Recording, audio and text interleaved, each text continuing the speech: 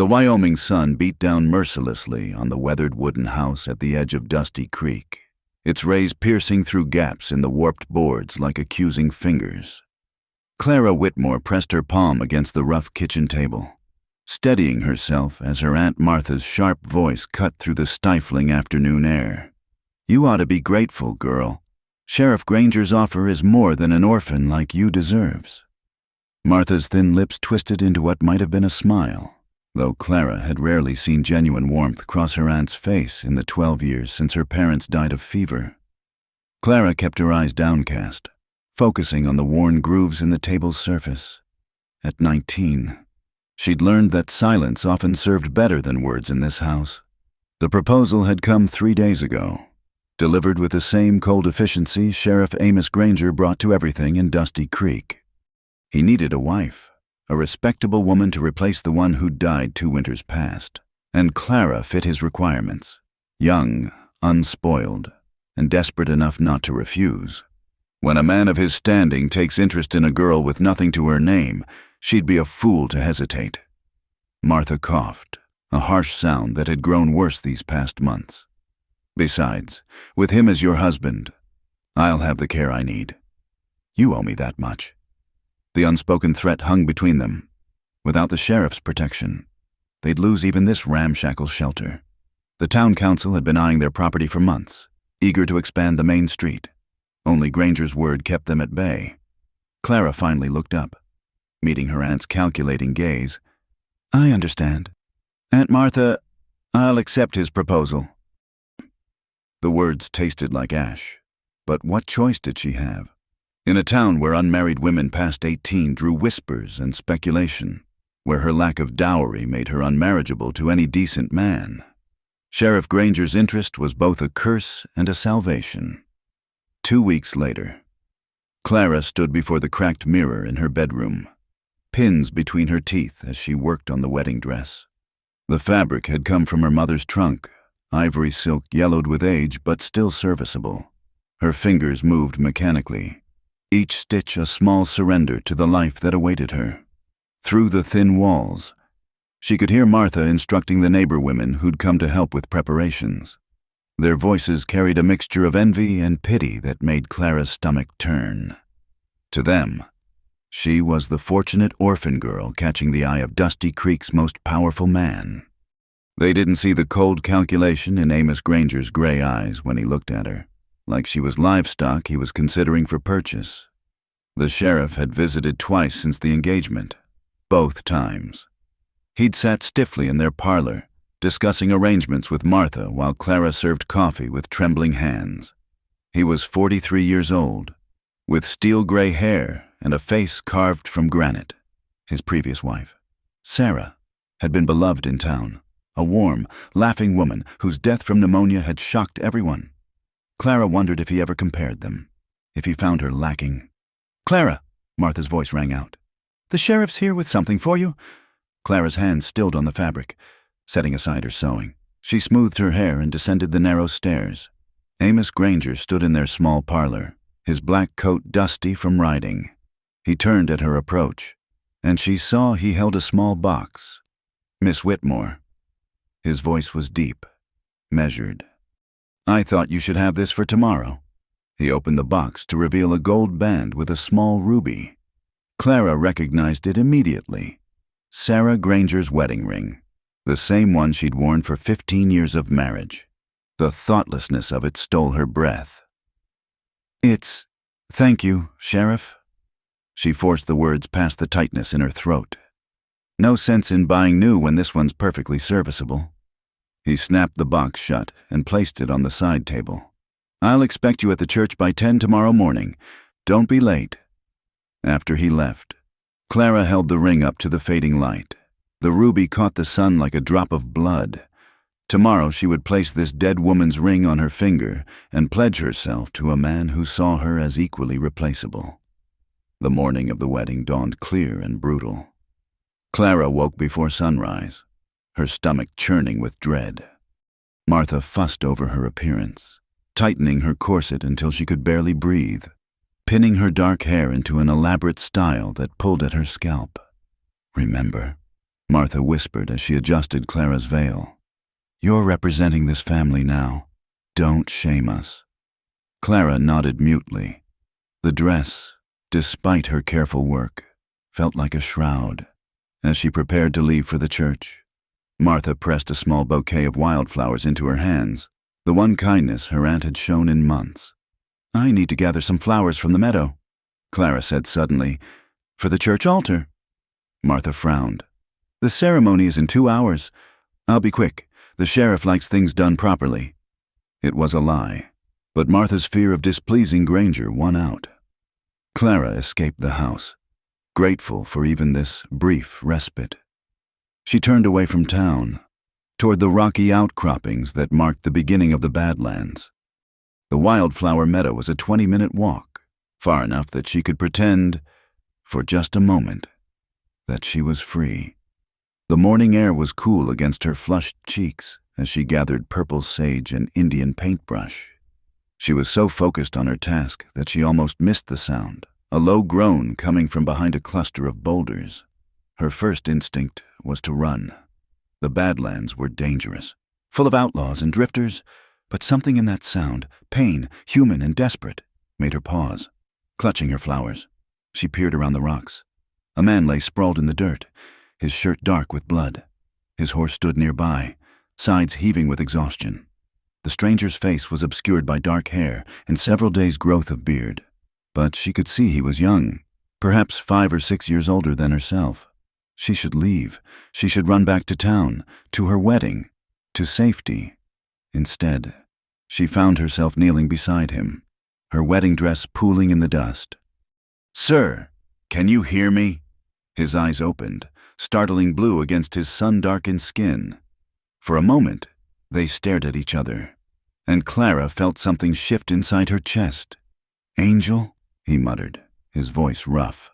"No, bride." His gaze sharpened, taking in her dress, the flowers scattered around them. "You need to go. You're hurt. Go!" He struggled to sit up, fresh blood seeping through his shirt. "They're coming. If they find you here!" The thunder of hoofbeats cut him off. Clara's heart hammered as she saw the dust cloud approaching from the north. 3 riders, moving fast. The stranger somehow found the strength to stand, swaying dangerously. "Your horse! I walked!" He cursed under his breath. Before Clara could protest, he'd grabbed her wrist and pulled her toward his mount.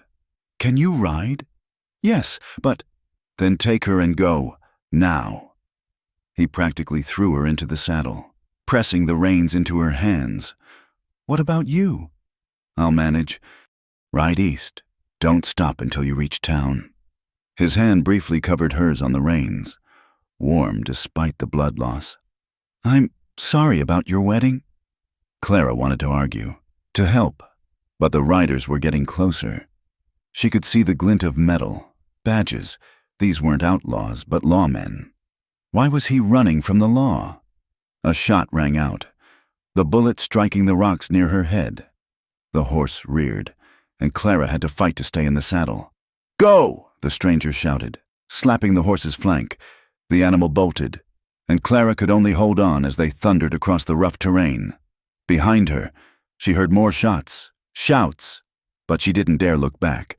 The horse seemed to know where it was going, following some invisible trail through the scrubland. They'd gone perhaps 2 miles when the shooting stopped. Clara gradually got the horse under control, her hands shaking on the reins. She should turn back to town, to her wedding, to the life that waited for her. The church bells would be ringing soon, and Amos Granger did not tolerate lateness. But as she turned the horse, she saw riders approaching from the east.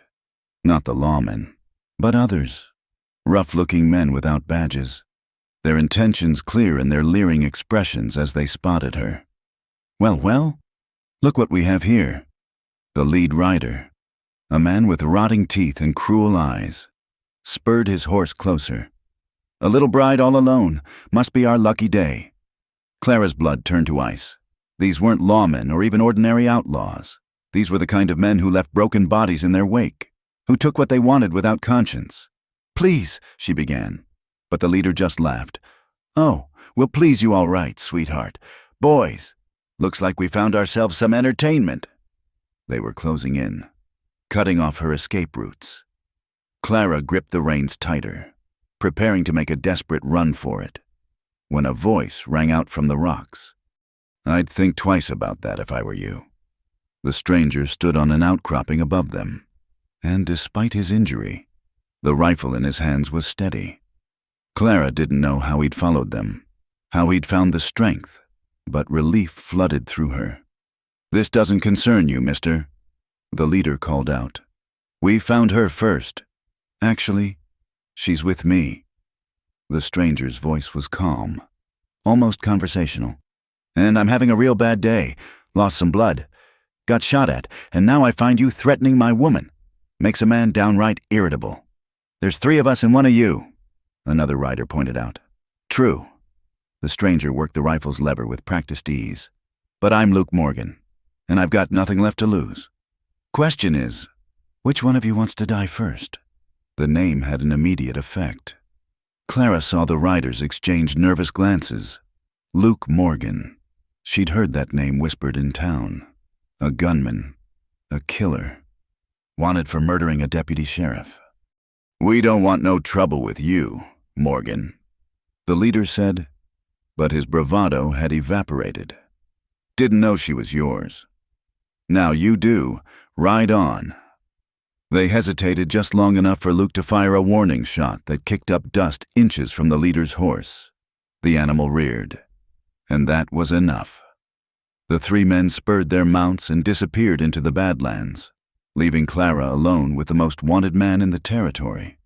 Luke half climbed, half fell from the rocks, the rifle dropping from his hands as he hit the ground. Clara dismounted and rushed to him, her wedding dress now thoroughly ruined. "Why?" she asked as she helped him sit up. "Why help me?" He looked at her with those impossibly blue eyes, and she saw pain there that went deeper than any physical wound. "Because I've seen enough innocent people hurt. Wasn't going to let it happen again. They say you killed a lawman. They say a lot of things." He winced as she pressed her torn veil against his wound.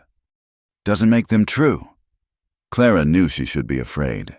This was Luke Morgan, killer, outlaw. But the man bleeding in the dust didn't match the monster from the stories. His touch had been gentle when he helped her mount, his first thought to get her to safety. "We need to get you somewhere," she said. "You've lost too much blood. There's a place, Hidden Canyon, about 5 miles north. But you," he gestured weakly at her dress, "your wedding." Clara looked down at herself, dress torn and dirty. Flowers lost, hair falling from its pins. By now, Amos would be waiting at the church, his cold fury building with each passing minute. The town would whisper. Her aunt would rage. Her reputation would be in tatters.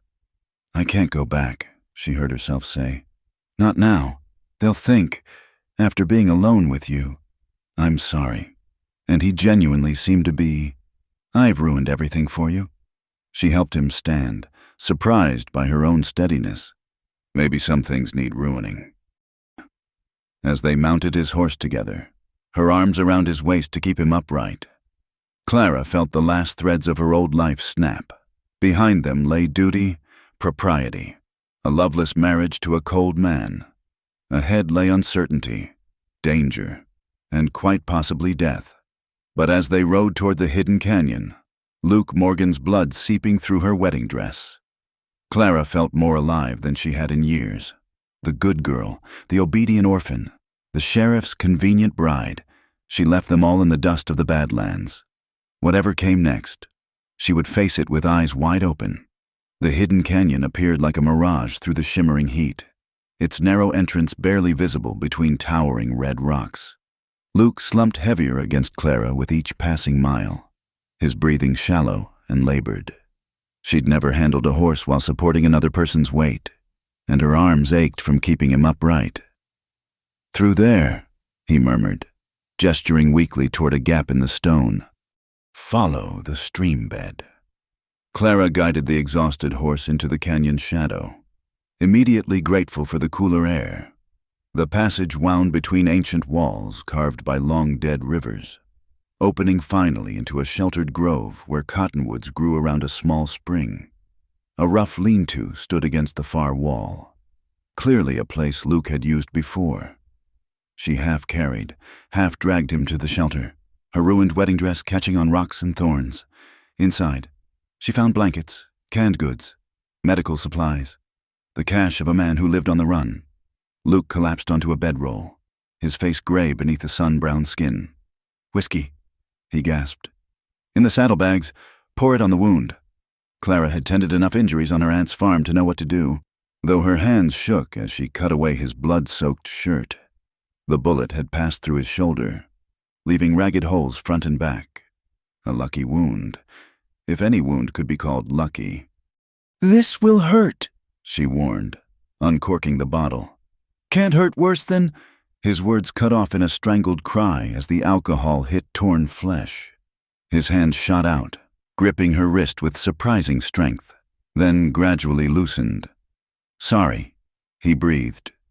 "Didn't mean to. It's all right." She worked quickly, cleaning and bandaging with strips torn from her petticoat. The intimacy of it, her hands on his bare skin, his vulnerability before her, should have frightened her.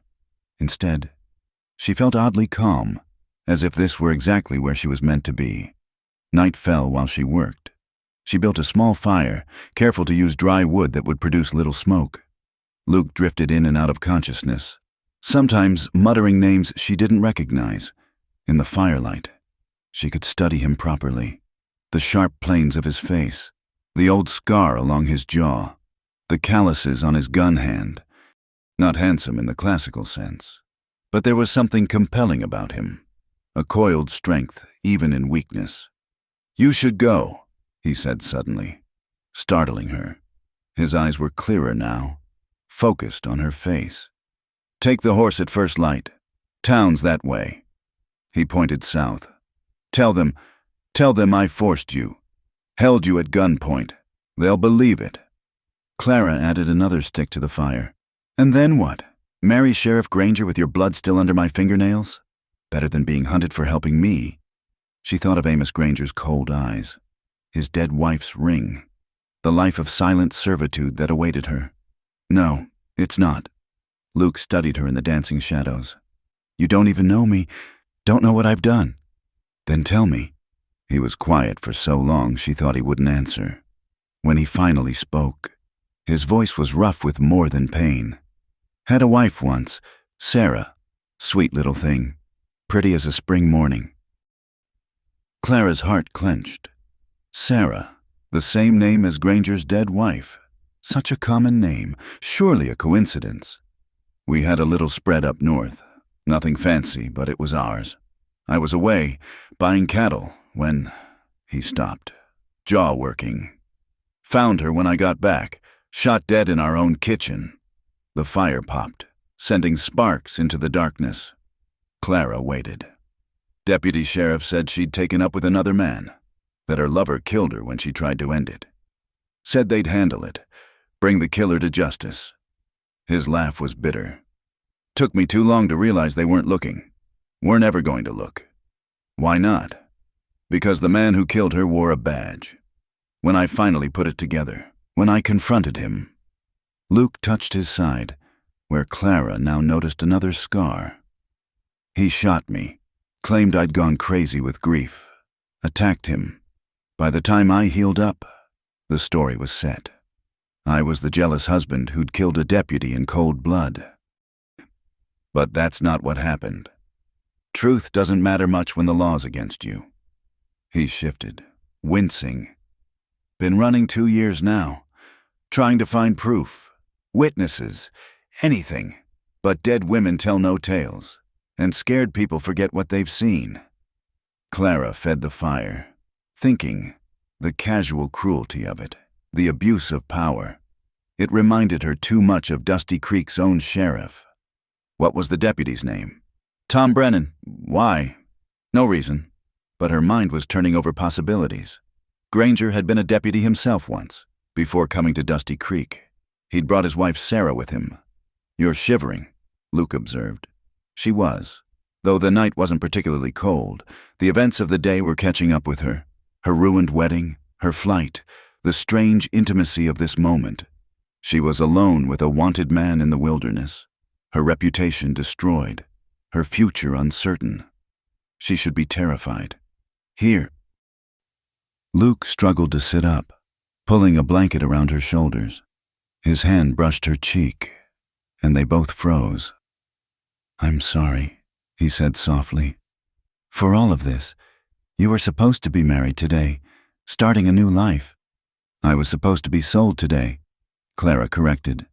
"Like a horse at auction, to a man who sees me as property." She pulled the blanket tighter. "This might not be the life I planned, but at least it's one I chose." They sat in silence, shoulders almost touching, watching the fire die to embers. The desert night came alive around them, coyotes calling in the distance, an owl's hunt, the whisper of wind through stone. Clara had never been this far from civilization, never sat with a man unchaperoned, never felt so simultaneously lost and found. "Tell me about yourself," Luke said eventually. "How does a girl end up engaged to a man like Granger?" So she told him about her parents' death, her years with Aunt Martha, the slow, grinding poverty that wore away choices until marriage to the sheriff seemed the only option. She told him about the whispers in town, the way men looked at her, the knowledge that without protection she was vulnerable to far worse than a cold marriage. "And your aunt agreed to this?" "My aunt arranged it. She's sick, needs medicine the town doctor won't provide on credit.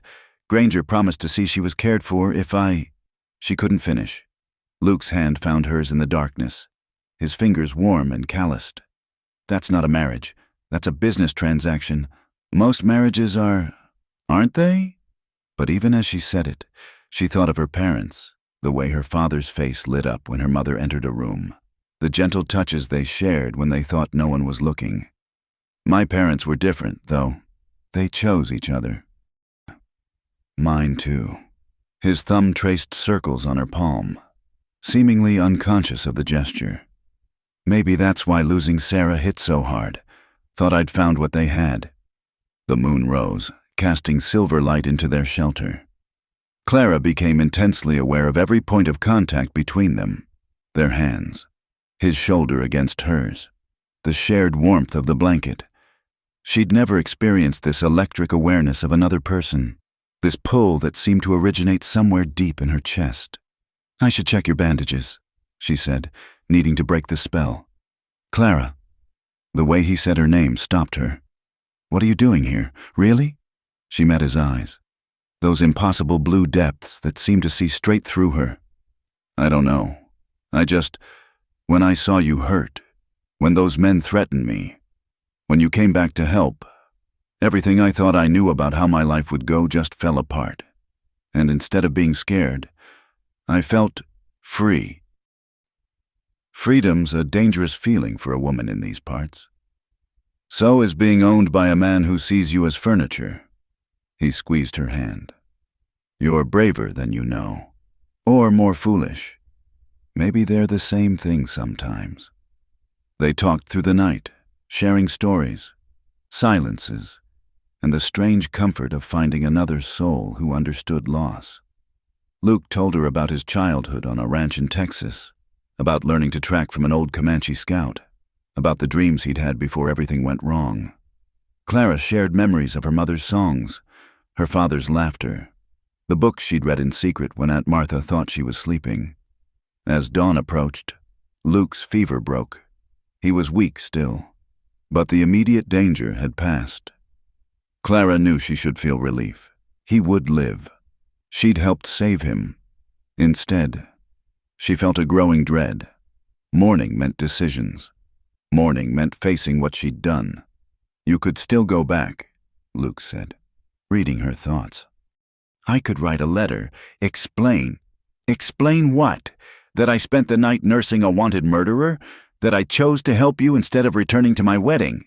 She shook her head. "There's no story that makes this acceptable in their eyes." "Then what will you do?" It was the question she'd been avoiding all night. Where could a ruined woman go? What life was possible for her now? "I have a cousin in California," she said slowly. "My mother's sister's daughter. She wrote once, years ago, saying I could come if I ever needed. But that was before. She might not welcome a scandal." I have money hidden? Not much, but enough for train fare west. Clara looked at him sharply. I won't take your money. It's not charity. Call it payment for saving my life. I don't want payment for that. Then call it a loan. Or, he hesitated. You could stay. The words hung between them like a challenge. Stay with him? A wanted man living in hideouts and canyons, always looking over his shoulder? That's no life for you. He continued quickly. Forget I said it. But Clara couldn't forget. The thought had taken root, wild, impossible, but undeniably appealing.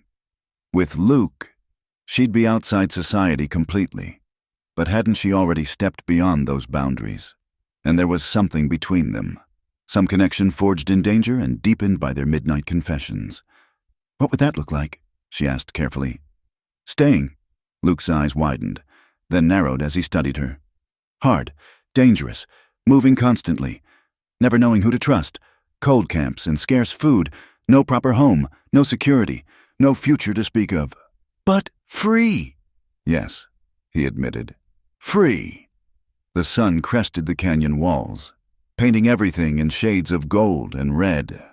In the light, Clara could see clearly what night had hidden, the harsh reality of their shelter, the meager supplies, the toll that running had taken on Luke. He was offering her nothing but hardship and uncertainty. And yet, teach me, she said suddenly. What? To shoot, to ride properly, to survive out here. She met his surprised gaze steadily. If I'm going to throw my life away, I might as well learn to live a new one. Something shifted in Luke's expression. Surprise giving way to respect and perhaps something warmer. You're serious. Completely. Clara, you don't understand. No, she interrupted. You don't understand. Yesterday I was going to marry a man who makes my skin crawl, live in his house like a ghost, bear his children, and slowly disappear until there was nothing left of me but duty and regret. Today I'm alive. I'm making choices. Yes, they're dangerous choices, maybe foolish ones, but they're mine. Luke was quiet for a long moment. Then, slowly, he smiled, the first real smile she'd seen from him. It transformed his face, revealing the man he might have been before tragedy rewrote his life. All right, he said. We'll start with the rifle. Can't have you pointing it like you did yesterday. You nearly shot your own foot. I did not. You did. Lucky for you those outlaws didn't know that. His expression sobered. But Clara, this isn't a game. The life I lead, men will hunt us. Both of us now. There'll be no going back. She thought of Dusty Creek, of Aunt Martha's bitter face, of Amos Granger checking his pocket watch as his bride failed to appear. That life already felt like something from a dream, fading in the desert sun. Then we'd better make sure they don't catch us, she said. As the morning progressed, Clara tended Luke's wound again, prepared a simple breakfast from his supplies, and tried not to think too hard about the magnitude of what she was choosing. Each small domestic act felt like rebellion, cooking for a man who wasn't her husband, wearing her ruined wedding dress like a badge of defiance, planning a future that no respectable woman would consider. When Luke was strong enough, they walked to the spring. He showed her how to read the signs of who'd been there, animal tracks, the age of disturbed earth, the difference between natural erosion and human passage. Clara absorbed it all, hungry for knowledge that might keep them alive. You're a quick study, he observed as she correctly identified a kit fox's trail. I've always been good at learning things I'm not supposed to know. Speaking of which, he pulled his revolver, checked the chamber, and handed it to her. Time for that first lesson. The gun was heavier than she'd expected, the metal warm from his body. He positioned himself behind her, his chest against her back, his arms coming around to guide her hands. Clara's breath caught at the closeness, at the solid warmth of him. Steady, he murmured, and she wasn't sure if he meant her aim or her trembling. Both hands. Don't fight the weight. Work with it. See that tin can on the rock? Line up your sights. His breath stirred her hair. His hands covered hers on the grip. Every nerve in her body seemed suddenly, intensely alive. "Breathe in," he instructed. "Hold it. Squeeze. Don't pull." The shot exploded in the quiet morning, the recoil pushing her back against him. The can spun off the rock, and Clara laughed, part surprise, part exhilaration. "I did it." "You did." His voice was rough. She turned in the circle of his arms, looking up at him, and the air between them crackled with possibility. For a moment, they stood frozen, the gun forgotten. The world narrowed to the space between their lips. Then Luke stepped back, clearing his throat. "We should practice more," he said. "You'll need to be accurate at greater distances." But Clara had seen the look in his eyes, felt the tension in his body. Whatever was growing between them, he felt it too. And out here, beyond the reach of civilization's rules, who was to say what was right or wrong? As the sun climbed higher, baking the canyon walls, Clara practiced until her arms ached and her ears rang. Between shots, Luke told her more about survival, how to find water, which plants were edible, how to move without leaving tracks. He was a good teacher, patient but demanding, and she was determined to prove worthy of his trust. By afternoon, exhaustion caught up with both of them. Luke's wound, though healing, still sapped his strength. They retreated to the shelter's shade, sharing water and dried beef, sitting closer than necessary. "I need to tell you something," Clara said suddenly. "About your wife's name, Sarah." Luke tensed. "What about it?" "Sheriff Granger's wife was also named Sarah. She died 2 years ago, supposedly of pneumonia, but—" She hesitated, then plunged ahead. "He was a deputy before coming to Dusty Creek, and the way he is, the coldness, the need to control.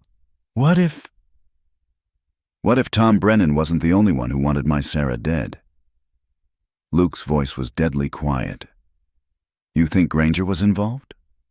"I don't know, but the timing, the name, it seems like more than coincidence." Luke was on his feet despite his injury, pacing the small space like a caged wolf. "If that's true, if he was part of it, and you were going to marry him—" "I'm not going to marry him," Clara said firmly. "That life is gone." He turned to her, his expression fierce. "You understand what this means? If Granger was involved, he'll never stop hunting us, not just for helping me escape, but for what you might know, what you might discover. Then we'd better discover it first." Clara stood, chin raised in determination. "I'm not just running away, Luke. I'm running towards something. The truth, justice for your Sarah, a life where we're more than what others decide we should be." The canyon grew quiet around them, even the desert birds stilling their songs. Luke crossed to her in 2 strides, his hands framing her face with surprising gentleness. "You extraordinary woman," he breathed. "How did I find you?" "You didn't," Clara reminded him, heart racing. "I found you." This time, when the moment stretched between them, neither pulled away. But Luke only pressed his forehead to hers, holding her like something precious and breakable. "Not yet," he whispered. "Not while you're wearing another man's ring. Not while you might still change your mind. You deserve better than a moment born of desperation." Clara wanted to protest that this wasn't desperation, but something else entirely, something that had been building since she first looked into his eyes. But she understood. They were both running from ghosts, both learning to trust again. Time was what they needed, and time was what the desert would give them. As afternoon shadows lengthened, they prepared for what came next. Luke showed her how to pack efficiently, what supplies were crucial, how to hide their trail. Tomorrow they would leave this sanctuary, heading deeper into the lawless territories where wanted men and runaway brides might disappear entirely. But tonight, they would rest in their canyon hideaway, 2 damaged souls finding solace in shared purpose. Clara removed Granger's ring, letting it fall into the dust where it belonged. She was no longer Clara Whitmore, the sheriff's reluctant bride. She was simply Clara, armed, dangerous, and free. The first light of dawn painted the desert in shades of rose and gold as Clara opened her eyes. For a moment, she forgot where she was. Then the events of the past days crashed over her like a flash flood. She lay still, wrapped in Luke's spare blanket, listening to his quiet breathing nearby. They'd maintained a careful distance through the night, but somehow she'd never felt safer. Luke stirred, wincing as movement pulled at his healing wound. His eyes found hers across the cold fire pit, and something unspoken passed between them. Acknowledgement of what they'd shared, what they were choosing. "We need to move today," he said quietly. "This place is too close to the main trails. Granger's men will be searching by now." Clara sat up, her ruined wedding dress stiff with dust and dried blood. "Where will we go?" "There's a trading post 3 days north. Man who runs it doesn't ask questions if you pay in gold." He pulled a leather pouch from his saddlebag, showing her the coins inside. "We can get you proper clothes, supplies for a longer journey. And then we disappear. Head into the territories where the law's just a suggestion and nobody cares about your past if you keep your gun handy and your mouth shut." They broke camp with practiced efficiency, erasing signs of their presence. Luke showed her how to scatter the fire's ashes, how to brush away footprints with sage branches. Every lesson was survival, and Clara absorbed them like parched earth soaking up rain. The morning ride was torture. They shared Luke's horse, Clara sitting in front this time while he held the reins around her. Every sway of the animal's gait pressed them together, and she was acutely aware of his solid warmth against her back, his breath stirring her hair. Neither spoke of it, but the tension hummed between them like telegraph wires. By midday, they reached a narrow creek where Luke declared they'd rest, while the horse drank. Clara shed her boots and stockings, sighing as she dipped her aching feet in the cool water. When she looked up, she caught Luke watching her with an expression that made her cheeks burn. "What?" she asked, suddenly self-conscious. "Nothing, just you don't look much like a sheriff's bride anymore." She glanced down at herself, dress torn and stained, hair escaping its pins, feet bare in the creek like some wild creature. "Good. I never wanted to be one." "What did you want to be?" The question caught her off guard. "I don't know. Nobody ever asked me before." She considered. "When I was young, I wanted to be like my mother, kind, loving, with a home full of laughter. Then she died, and I just wanted to survive. Now," she met his eyes, "now I want to be someone who chooses her own path. Even if that path leads nowhere good, even then." She stood, water dripping from her feet. "At least it's mine." They were preparing to continue when Luke suddenly tensed, his hand going to his gun. "Riders coming? 2, maybe 3. Clara's heart hammered as she hastily pulled on her stockings and boots. "Granger's men?" "Maybe. Could be anyone out here." He helped her mount, then swung up behind her. "If I tell you to ride, you ride. Don't look back. Don't wait for me. Promise." "Luke." "Promise me, Clara." "I promise." She lied, knowing she'd never leave him behind. The riders appeared around a bend, 2 men in trail-worn clothes, leading a pack mule. Not lawmen, but Luke kept his hand near his weapon anyway. Out here, any stranger could be a threat. "Afternoon," one called out, tipping his hat. His eyes lingered on Clara, taking in her ruined dress, her position on Luke's horse. "You folks look like you've had some trouble. Nothing we can't handle." Luke replied evenly. "That's so?" The second man spat tobacco juice. "Funny thing, we just came from Dusty Creek. Whole town's in an uproar about some bride who went missing. Sheriff's offering a hefty reward."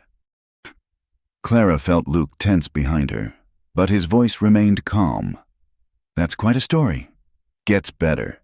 They say she was kidnapped by that outlaw, Luke Morgan, dangerous fellow. Killed a deputy couple years back." The first man's eyes glinted with avarice. "Course, anybody who saw them might collect that reward without much fuss. Might also collect a bullet." Luke observed mildly. "Dangerous fellow like that probably wouldn't take kindly to being followed." The men exchanged glances, weighing greed against risk. Finally, the tobacco chewer shrugged. "None of our business anyway. We didn't see nothing." "Smart men." Luke touched his hat brim. "Safe travels." They rode on in tense silence until the traders were out of sight. Only then did Clara release the breath she'd been holding. "They'll talk," she said. "First town they reach—" "I know." Luke's arms tightened around her. "We need to move faster. Get off the main trails." They pushed hard through the afternoon heat, following game paths and dry washes. Luke knew the country like a map written on his soul, guiding them through landscapes that shifted from red rock to scrub forest and back again. Clara had never imagined the world could be so vast, so empty of human judgment. As the sun began its descent, they climbed into higher country where junipers twisted from rocky soil. Luke finally called a halt in a sheltered grove where ancient trees formed a natural windbreak. "No fire tonight," he said, helping her down. "Too visible from below." They made a cold camp, sharing water and jerky in the gathering dusk. Without the distraction of riding, that electric awareness returned stronger than ever. Every accidental touch as they arranged blankets sent sparks through Clara's body. "Tell me about her," she said suddenly. "You're Sarah." Luke was quiet so long she thought he wouldn't answer. "She had yellow hair," he finally said, "like corn silk. Always wore it in a braid down her back. She sang while she worked. Hymns mostly, but sometimes folk songs her grandmother taught her. Couldn't carry a tune to save her life, but I loved hearing it anyway." "How did you meet?" "Her father hired me to break horses. I was just 19. Thought I knew everything. She brought me water one day, and I was so struck by her I fell right off the bronc I was riding." A ghost of a smile touched his lips. She laughed, but not mean-like. Said any man who'd fall off a horse for her was worth knowing better.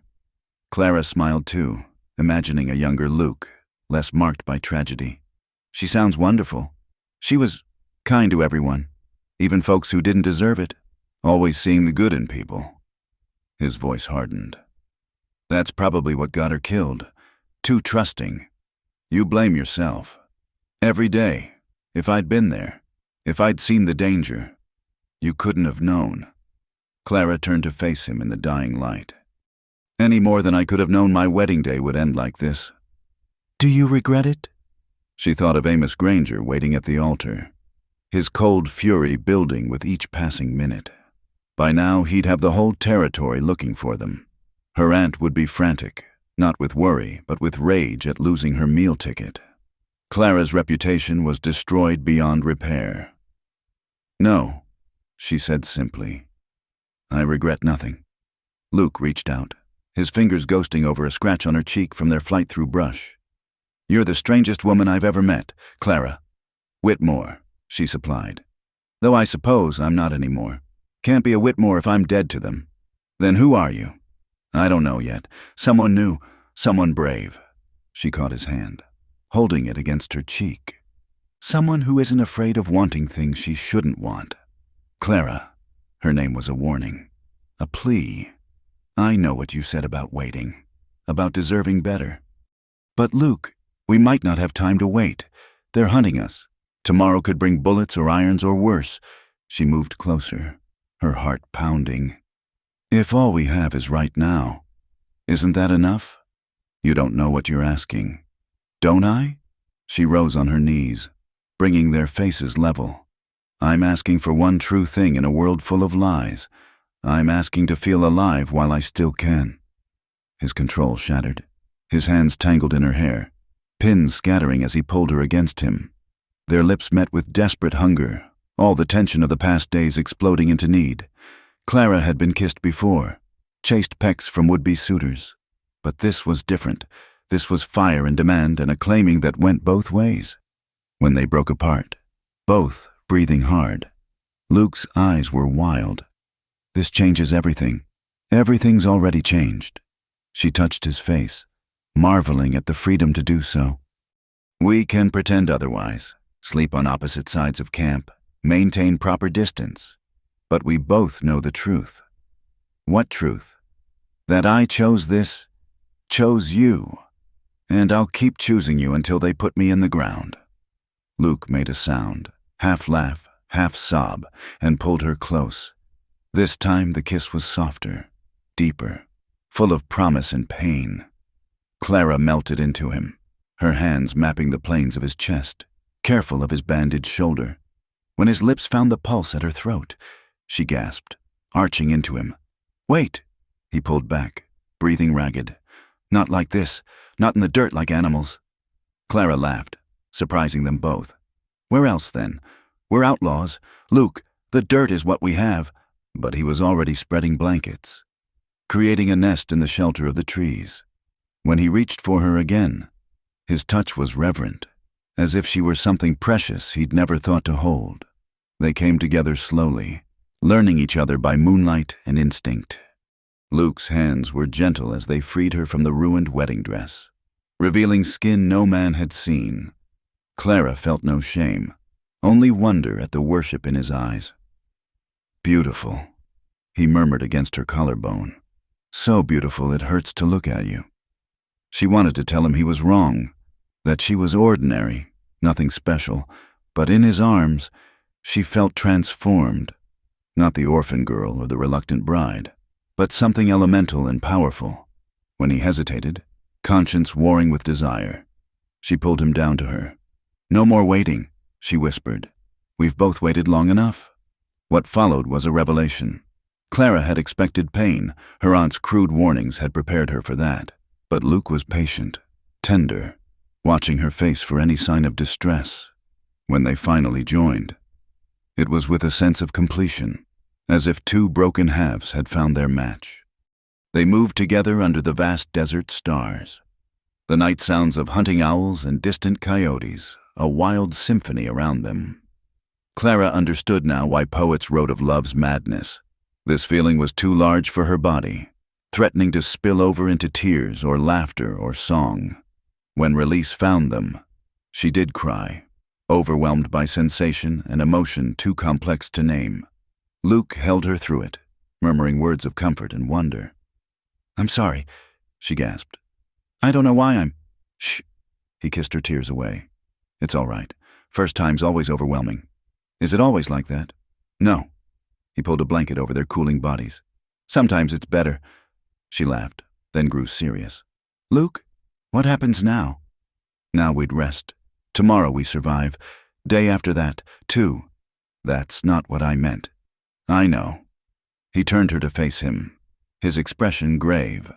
"I can't offer you anything, Clara. No home, no security, no future.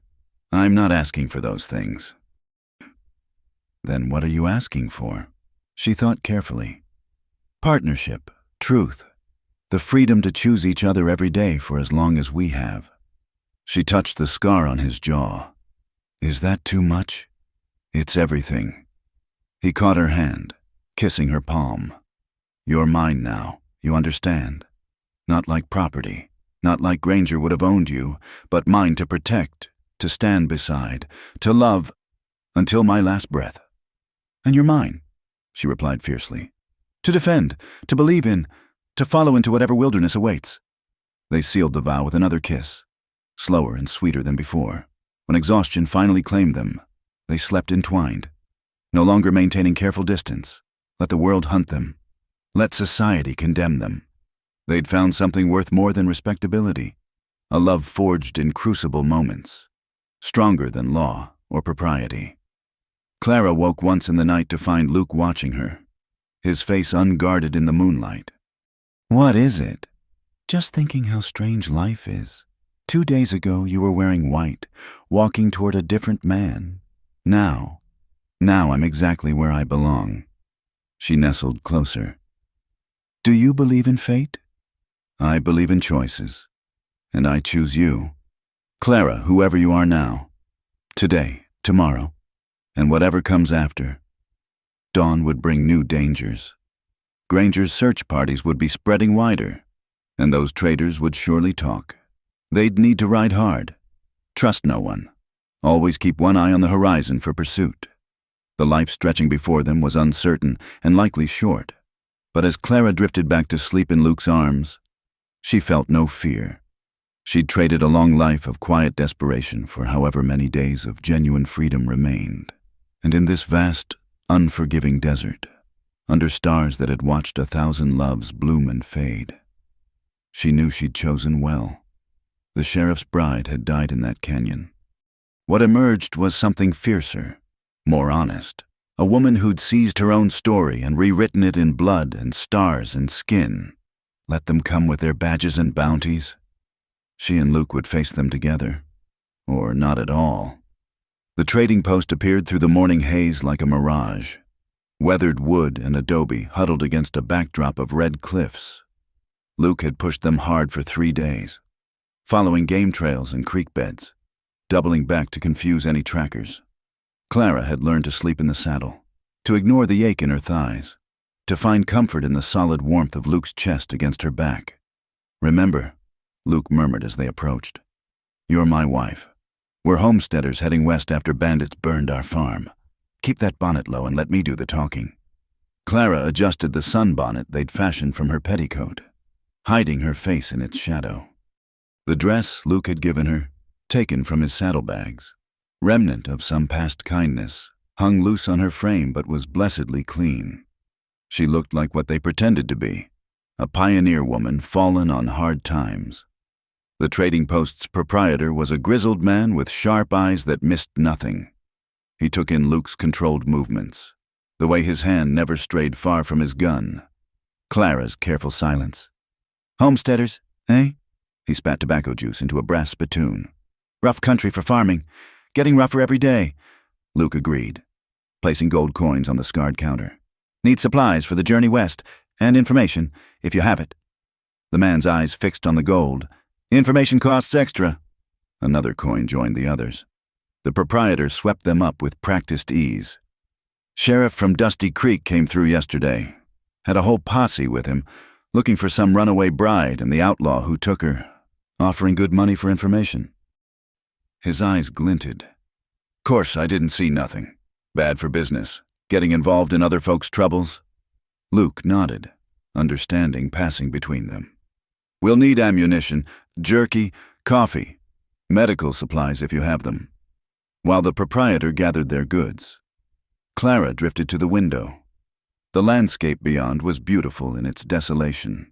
Endless sky, distant mesas, freedom stretching to the horizon. But somewhere out there, Amos Granger was hunting them with the cold persistence she'd come to know too well. "See something interesting?" The proprietor's wife had emerged from the back room, a stern woman with knowing eyes. "Just the view." Clara replied carefully. The woman studied her, taking in the ill-fitting dress, the fading bruises on her wrists from their rough flight. "Running from something? Or toward something?" "Both, I suppose. Aren't we all?" The woman reached under the counter, pulling out a man's shirt and trousers. "These might fit you better than that dress, especially if you're riding hard." "No charge. They belong to my son. He won't need them where he's gone." Clara met her eyes, seeing understanding there. "Thank you. Woman needs practical clothes in this country. Dresses are for those who have the luxury of staying put." She glanced at Luke, who was examining ammunition. "That one'll keep you safe if anyone can.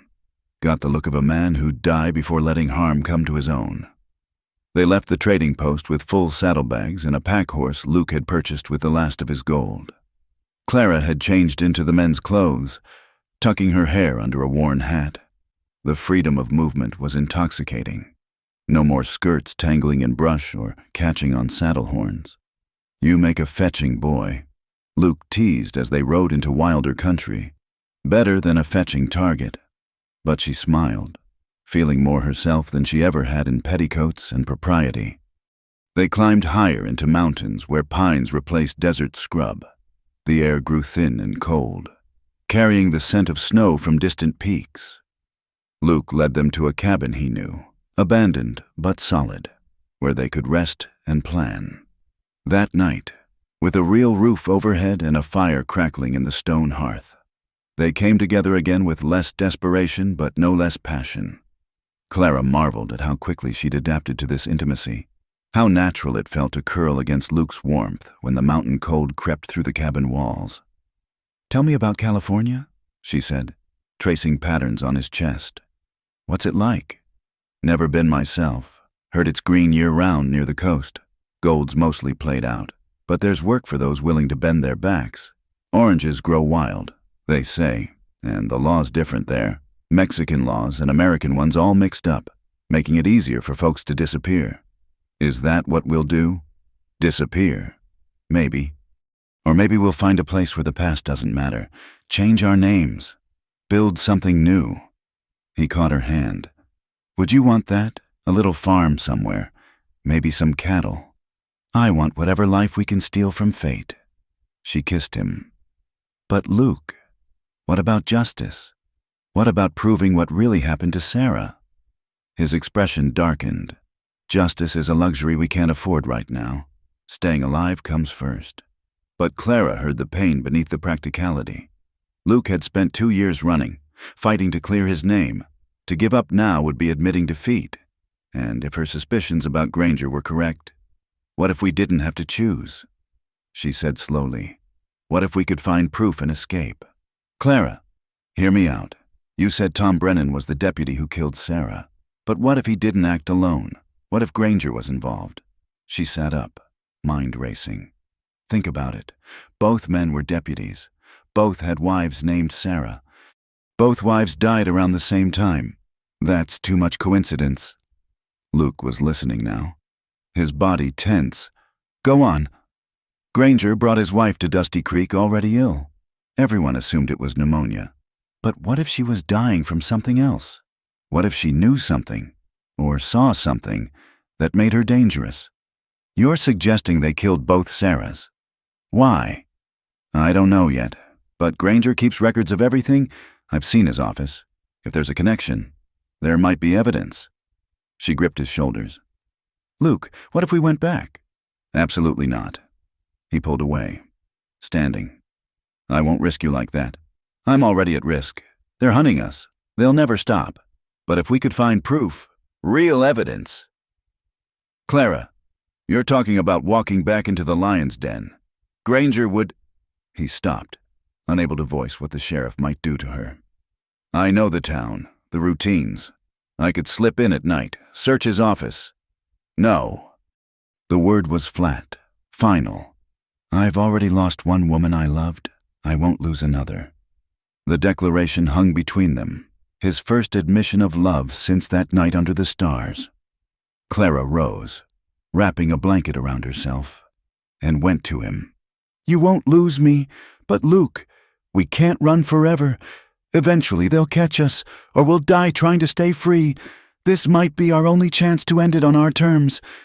He pulled her against him, burying his face in her hair. You're asking me to risk everything. I'm asking you to trust me, the way I trusted you that first day.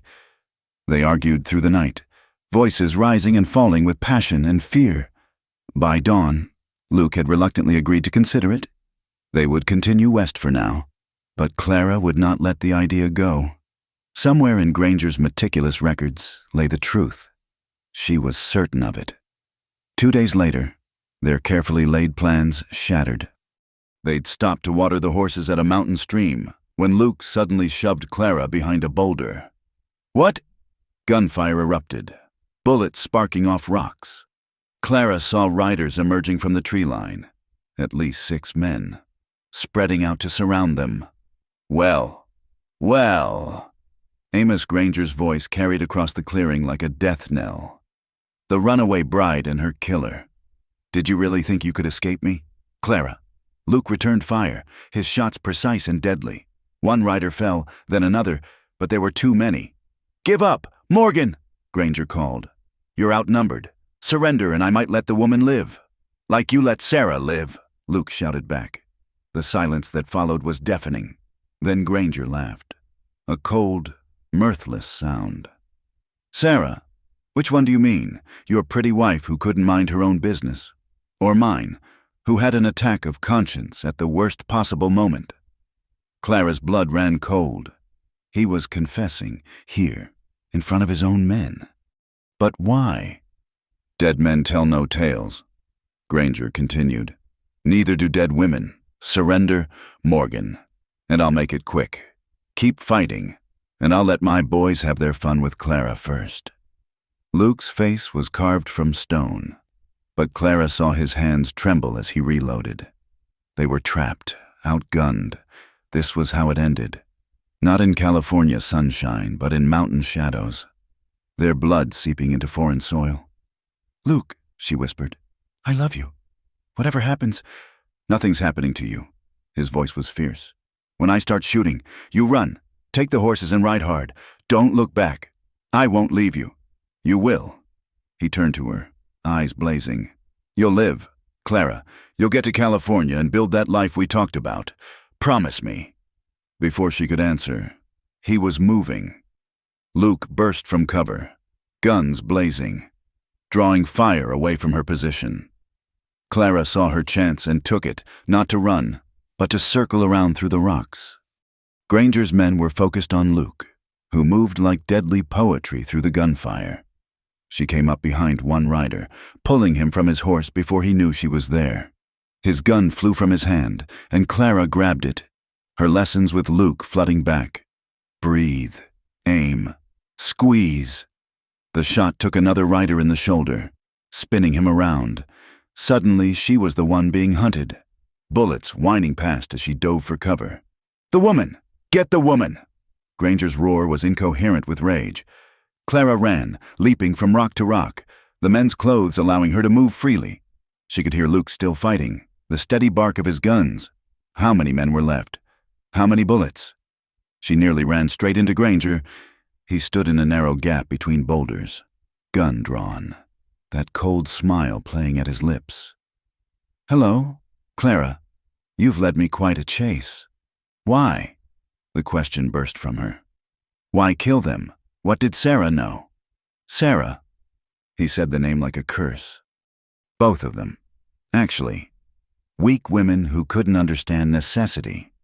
Tom and I had a good thing going, taking a little off the top from seized property, selling confiscated goods, but the Sarahs found out, threatened to expose us." His smile widened. "So we made them disappear. Tom handled Morgan's wife. I took care of mine. Made it look like illness. No one suspected. You murdered your own wife. I removed an obstacle, just like I'm about to remove you." He raised his gun. "Goodbye, Clara.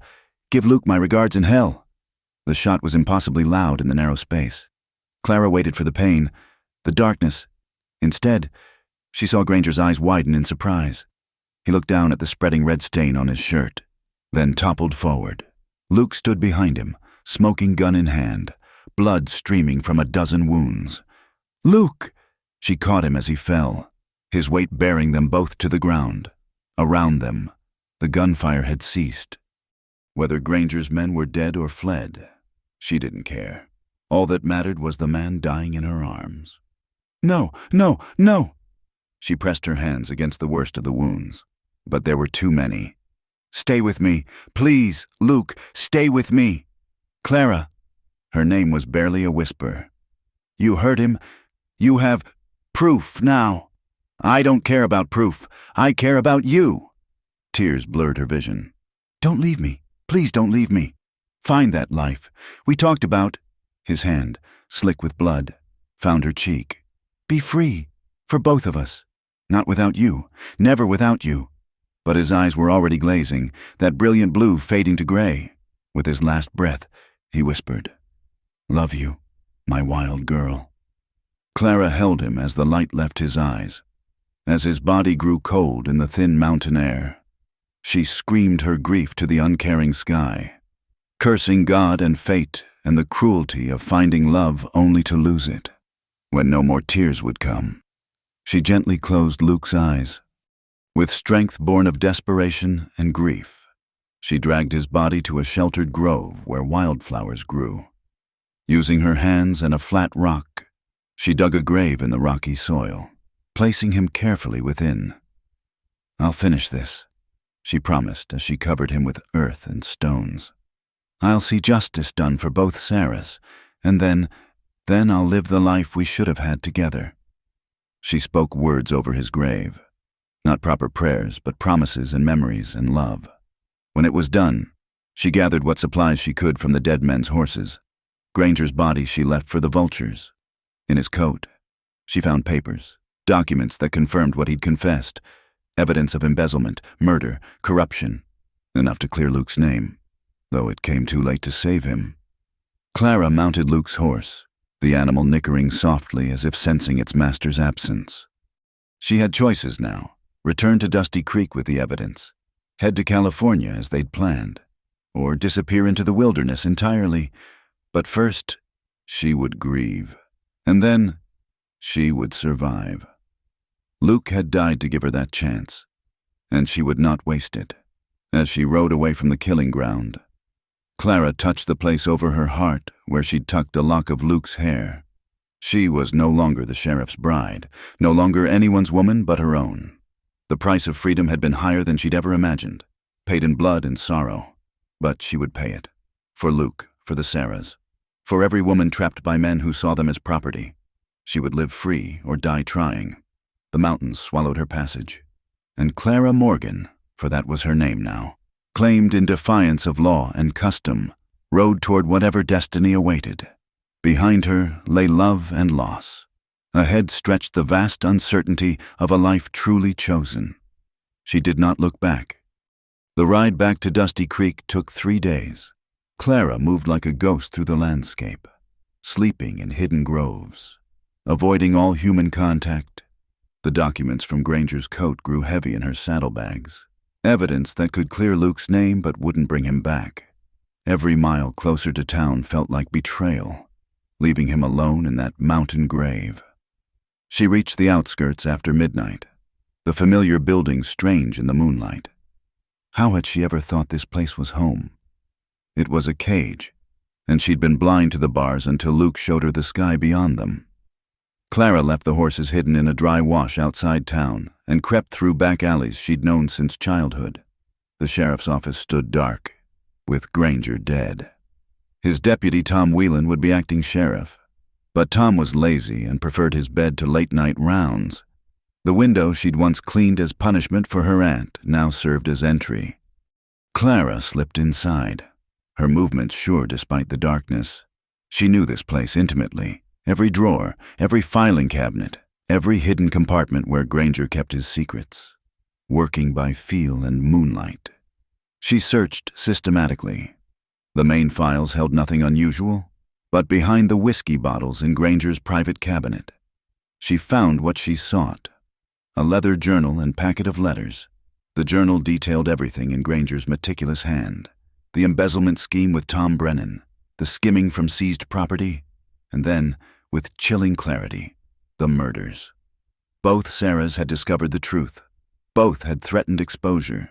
The entries described their deaths with clinical detachment: poison for his own wife, made to look like pneumonia; a bullet for Luke's Sarah, blamed on a phantom lover. The letters were from Tom Brennan, discussing their crimes with shocking openness. One line made Clara's blood run cold. "Morgan's getting too close. Frame him for killing the deputy or kill him outright. Your choice." They'd murdered an innocent deputy just to frame Luke, to discredit anything he might say. The evil of it stole her breath. "Fascinating reading." Clara spun, hand going to the gun at her hip. Tom Whelan stood in the doorway, lamp in hand, his usually pleasant face twisted with suspicion. "Clara Whitmore, the whole territory's been searching for you. Thought you'd be in Mexico by now with your outlaw lover." "He's dead." The words scraped her throat raw. "Granger killed him. Granger's missing too. His men came back shot up, babbling about an ambush." Tom's eyes narrowed. "You kill him, Clara."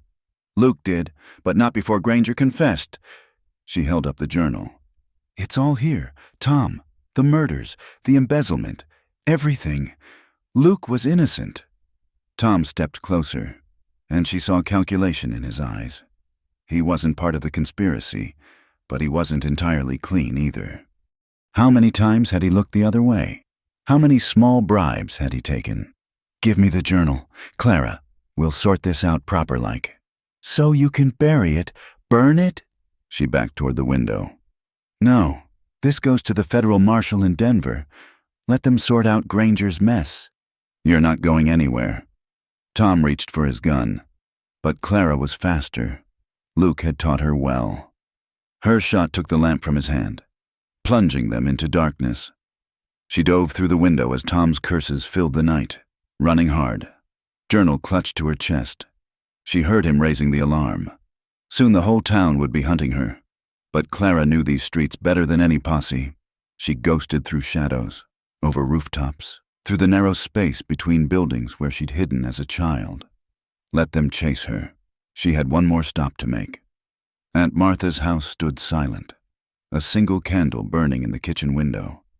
Clara slipped through the back door to find her aunt at the table, thin face gaunt with illness, counting coins by candlelight. "Clara!" Martha's shock shifted quickly to anger. "You stupid girl! Do you know what you've cost me? The sheriff withdrew his support. I can barely afford bread, let alone medicine." "Granger's dead." Clara set a leather pouch on the table, gold taken from the outlaws who died with Granger. "This should keep you until you're well enough to work again." Martha's gnarled fingers clutched the pouch, greed warring with suspicion. "Why would you help me? After everything? Because you're family, because Mother would have wanted me to." Clara turned to go, then paused. "But we're done. Aunt Martha, after tonight, you'll never see me again. Good riddance." But Martha's voice cracked slightly. "You're just like your mother, too soft-hearted for your own good. Maybe, but I'm alive and free. That's more than you can say." She left her aunt counting gold and slipped back into the night. The town was stirring now, lanterns bobbing as men gathered for the hunt. Clara retrieved the horses and rode hard for Denver, pushing through exhaustion and grief. The federal marshal's office in Denver was a world away from Dusty Creek's corruption. Marshal James Morrison was a stern man with sharp eyes that missed nothing. He read through Granger's journal in silence while Clara sat rigid in a hard wooden chair. "This is damning evidence," he finally said. "But you understand you'll need to testify. There'll be a trial, questions about your own involvement." "I understand." Clara met his gaze steadily.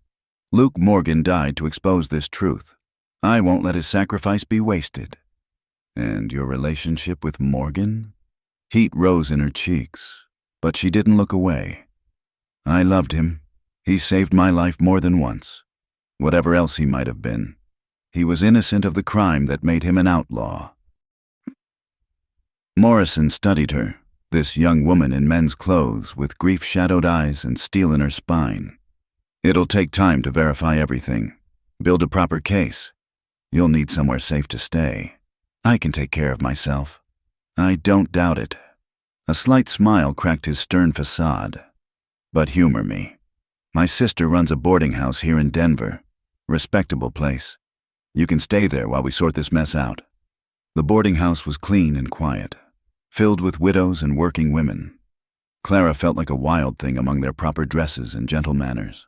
But Morrison's sister, Mrs. Eleanor Hartley, took one look at her and asked no questions beyond. "Would you prefer a room facing the mountains or the street?" "The mountains," Clara answered, thinking of Luke's grave among the peaks. Days blurred into weeks as the investigation proceeded.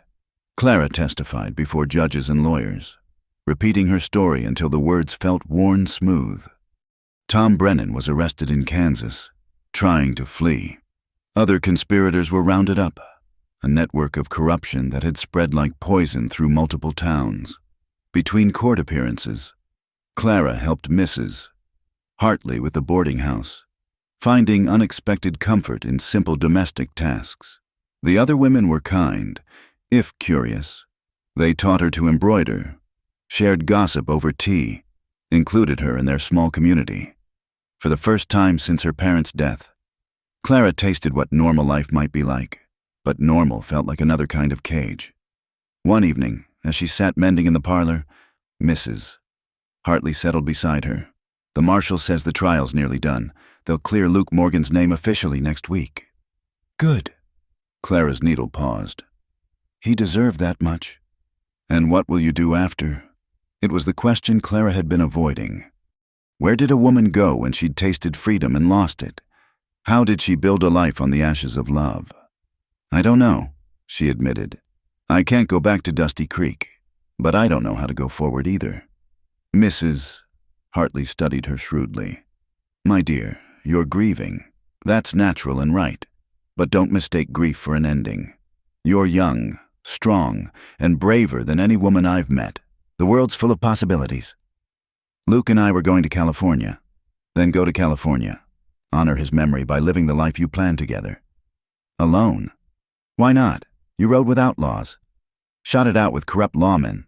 Brought down a conspiracy. I think you can manage California. That night, Clara stood at her window watching the mountains fade into darkness. Somewhere among those peaks, Luke slept forever.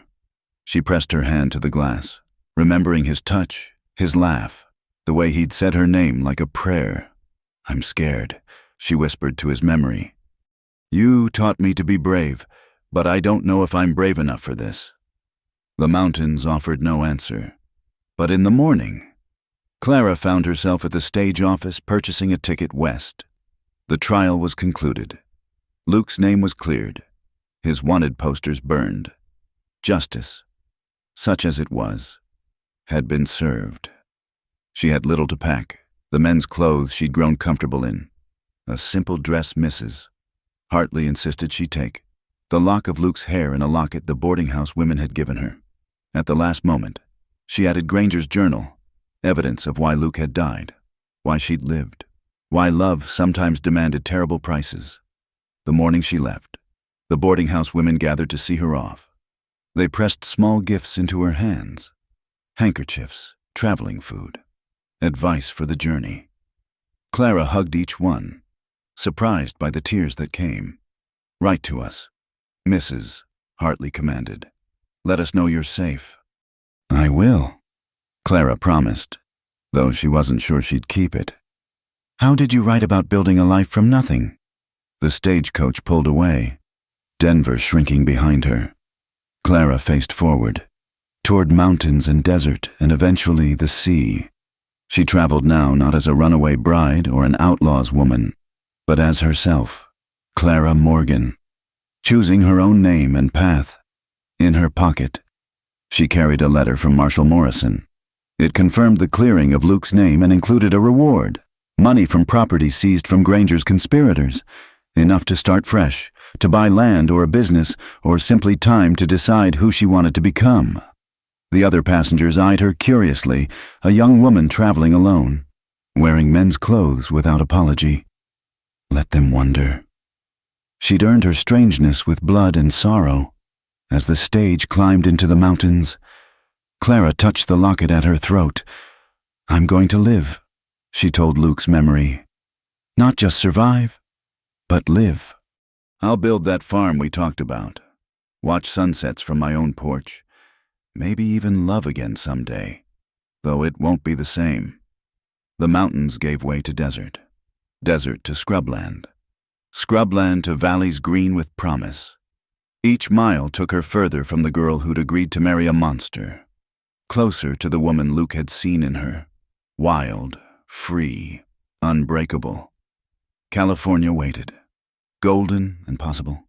Clara Morgan rode toward it with grief as a companion, but not a chain. She would build a life worth the price paid for it.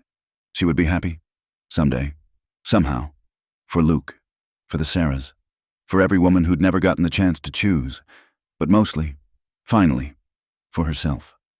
3 years had passed since Clara Morgan stepped off the stagecoach in Sacramento.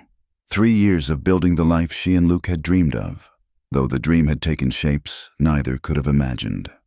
Her small farm nestled in the northern valley produced vegetables for the local markets, and her dozen head of cattle grazed the hillsides. It wasn't much, but it was hers. This December morning dawned cold and clear, frost silvering the grass. Clara moved through her morning chores with practiced efficiency, feeding chickens, milking the cow, checking the fence line where coyotes had been prowling. She wore her usual work clothes, men's trousers and boots, her hair braided and pinned beneath a worn hat. The neighbors had long since stopped whispering about the strange woman who lived alone and dressed like a man. She was repairing a harness in the barn when hoofbeats approached. Clara's hand went instinctively to the rifle propped against the wall. Old habits died hard, but the rider who appeared was just old Pete from town. though his face bore an unusual urgency. "Mrs. Morgan." He dismounted hastily. "Sheriff wants to see you in town. Says it's important." Clara's stomach tightened. She'd had little dealing with the law since settling here, preferring to keep her past buried. "What's this about?" "Don't rightly know, but there's a federal marshal with him. Came in on yesterday's stage asking for you specific-like." The ride to town felt longer than its 5 miles. Clara's mind raced through possibilities. Had something gone wrong with the old case? Were there more conspirators seeking revenge? She'd built a quiet life here, but peace had always felt borrowed, temporary. The sheriff's office in Willowbrook was nothing like Dusty Creek's. Clean, organized, run by an honest man who'd earned his badge through service, not intimidation. Sheriff Robert Tanner rose when she entered, tipping his hat respectfully. "Mrs. Morgan, thank you for coming." He gestured to a well-dressed man with graying temples. "This is Federal Marshal William Hayes from Denver." Clara's hand tightened on her hat brim. "Marshal Morrison sent you?" "In a way." Hayes studied her with intelligent eyes. "Mrs. Morgan, I'm here on an unusual matter, one that requires discretion and, I'm afraid, may cause you some distress." "Best speak plain then." Hayes glanced at Sheriff Tanner, who nodded encouragement. 3 weeks ago, we apprehended a man named Samuel Fletcher attempting to rob a bank in Colorado Springs. When we searched him, we found this." He produced a worn leather journal, and Clara's breath caught. She recognized Luke's hand immediately. She'd seen it on the notes he'd left her during their brief time together. "That's Luke's writing." "We believe so. The journal contains detailed accounts of his movements after his wife's death, including..." Hayes paused delicately. "Including his time with you. But more importantly, it contains information about a witness to Sarah Morgan's murder, a woman named Rose Caldwell who fled after the killing, fearing for her life." Clara sank into a chair, legs suddenly unsteady. "A witness?" According to Morgan's notes, he tracked her to a mining camp in Nevada but lost her trail. He was planning to continue the search when... Hayes cleared his throat. "When events overtook him." "Why are you telling me this?" Clara's voice came out rough. "Luke's name was cleared. The killers were punished. Because Rose Caldwell is still alive. And she's here in California." The words hit Clara like a physical blow. A witness. Someone who could tell the full truth of Sarah's death. Who could provide the closure Luke had died seeking. Where? "She goes by Rose Mitchell now. Married a miner, settled in Grass Valley. She has no idea the danger has passed, that the men she feared are dead or imprisoned." Hayes leaned forward. "Mrs. Morgan, she deserves to know she's safe. And perhaps you deserve to hear her story." Clara stared at the journal in Hayes's hands. Luke's final legacy. His unfinished business. Why didn't Fletcher come forward with this sooner? Fletcher was one of Tom Brennan's men. He kept the journal hoping to use it for blackmail someday. It's only by providence it came to light now. Providence. Clara almost laughed at the word. Nothing in her life had felt providential since that morning she'd found Luke bleeding in the Badlands. "I'll need time to arrange for someone to watch my farm." "Of course." Hayes stood. "I'll be staying at the hotel for a few days. When you're ready, I'll escort you to Grass Valley." Clara rode home in a daze. 3 years she'd been building a life on the assumption that Luke's story was finished, that justice had been served as well as it could be. Now this, a chance to complete his final mission, to hear from someone who'd known his Sarah. She spent a restless night pacing her small cabin. The life she'd built here was safe, predictable. Going to Grass Valley, reopening those wounds, risked everything she'd worked for. But she could hear Luke's voice in her memory. Truth doesn't matter much when the law's against you. Now the law was offering truth. How could she refuse? 2 days later, Clara met Marshal Hayes for the journey to Grass Valley. She'd arranged for her neighbor's son to tend the farm, packed her few good clothes. As they rode, Hayes shared more details from the journal. Morgan was thorough. He traced Rose through 3 territories, following rumors and fragments. She was Sarah's closest friend, worked as a seamstress in the same town. The night Sarah died, Rose was delivering a dress and saw everything through the window. Why didn't she go to the law? She tried, but when she recognized Tom Brennan as one of the killers, she knew the law was compromised, so she ran. They reached Grass Valley at sunset, the mining town bustling with the shift change. Hayes led her to a modest house on the outskirts where laundry fluttered on lines and a garden showed careful tending. "Let me speak to her first," Hayes suggested. "Prepare her." Clara waited outside, heart hammering. Through the window, she glimpsed a woman with faded red hair, her face marked by hard years but not unkind. When Hayes emerged and beckoned her in, Clara felt like she was stepping back through time. Rose Mitchell Nee Caldwell was a small woman who'd clearly known hunger and fear, but her handshake was firm, her gaze direct. "Marshal Hayes says you were close to Luke Morgan. I was with him when he died." Clara saw no reason to soften it. "He died believing he'd failed to find you, to prove what really happened to Sarah." Rose's composure cracked. "I should have been braver, should have stayed, testified, but I was young and terrified, and alone." "Tell me." Clara sat across from her. "Tell me everything." So Rose did. She spoke of Sarah Morgan, a laughing, golden presence who lit up rooms and saw good in everyone. Of the evening she'd gone to deliver a dress and found Tom Brennan and another man, Amos Granger, though Rose hadn't known his name then, arguing with Sarah in her kitchen. She'd found evidence of their scheme, receipts, ledgers, things Luke had brought home without realizing their significance. She was going to take them to the federal marshal in Denver. Rose's voice dropped. "They couldn't let her. You saw them kill her." "I saw Brennan hold her while he did it, made it look like an attack, tore her dress, scattered things to suggest a struggle. They were laughing as they did it, laughing while she lay there bleeding." Clara's hands clenched into fists, but she forced herself to remain still. This was Luke's truth, the vindication he'd died seeking. "I ran," Rose continued. "Packed what I could carry and ran that very night. Changed my name, kept moving until I met my husband. Even then, I never felt safe. Always looking over my shoulder, waiting for them to find me." "They're dead." Clara's voice was flat. "Both of them. Granger died 3 years ago. Brennan was hanged for his crimes." Rose stared at her. "Dead? Truly?" "I watched Granger die myself. Luke shot him after he confessed to everything."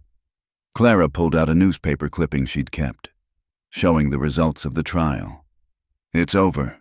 You're safe." Rose began to cry. Great, gulping sobs of relief and grief and years of carried fear. Clara let her weep, understanding the release of it. When the storm passed, Rose wiped her eyes with a threadbare handkerchief. "I should have come forward. Luke deserved to know. He knew you existed. That was enough to keep him going." Clara hesitated, then asked, Would you tell me more about Sarah?" Luke spoke of her, but hearing from someone who knew her. So they talked through the evening, Rose painting a picture of the woman Luke had loved. Sarah emerged not as the saint Luke's grief had made her, but as a real person. Funny, stubborn, terrible at cooking, but wonderful with animals. She'd loved Luke with the same fierce devotion he'd shown her. "She would have liked you," Rose said suddenly.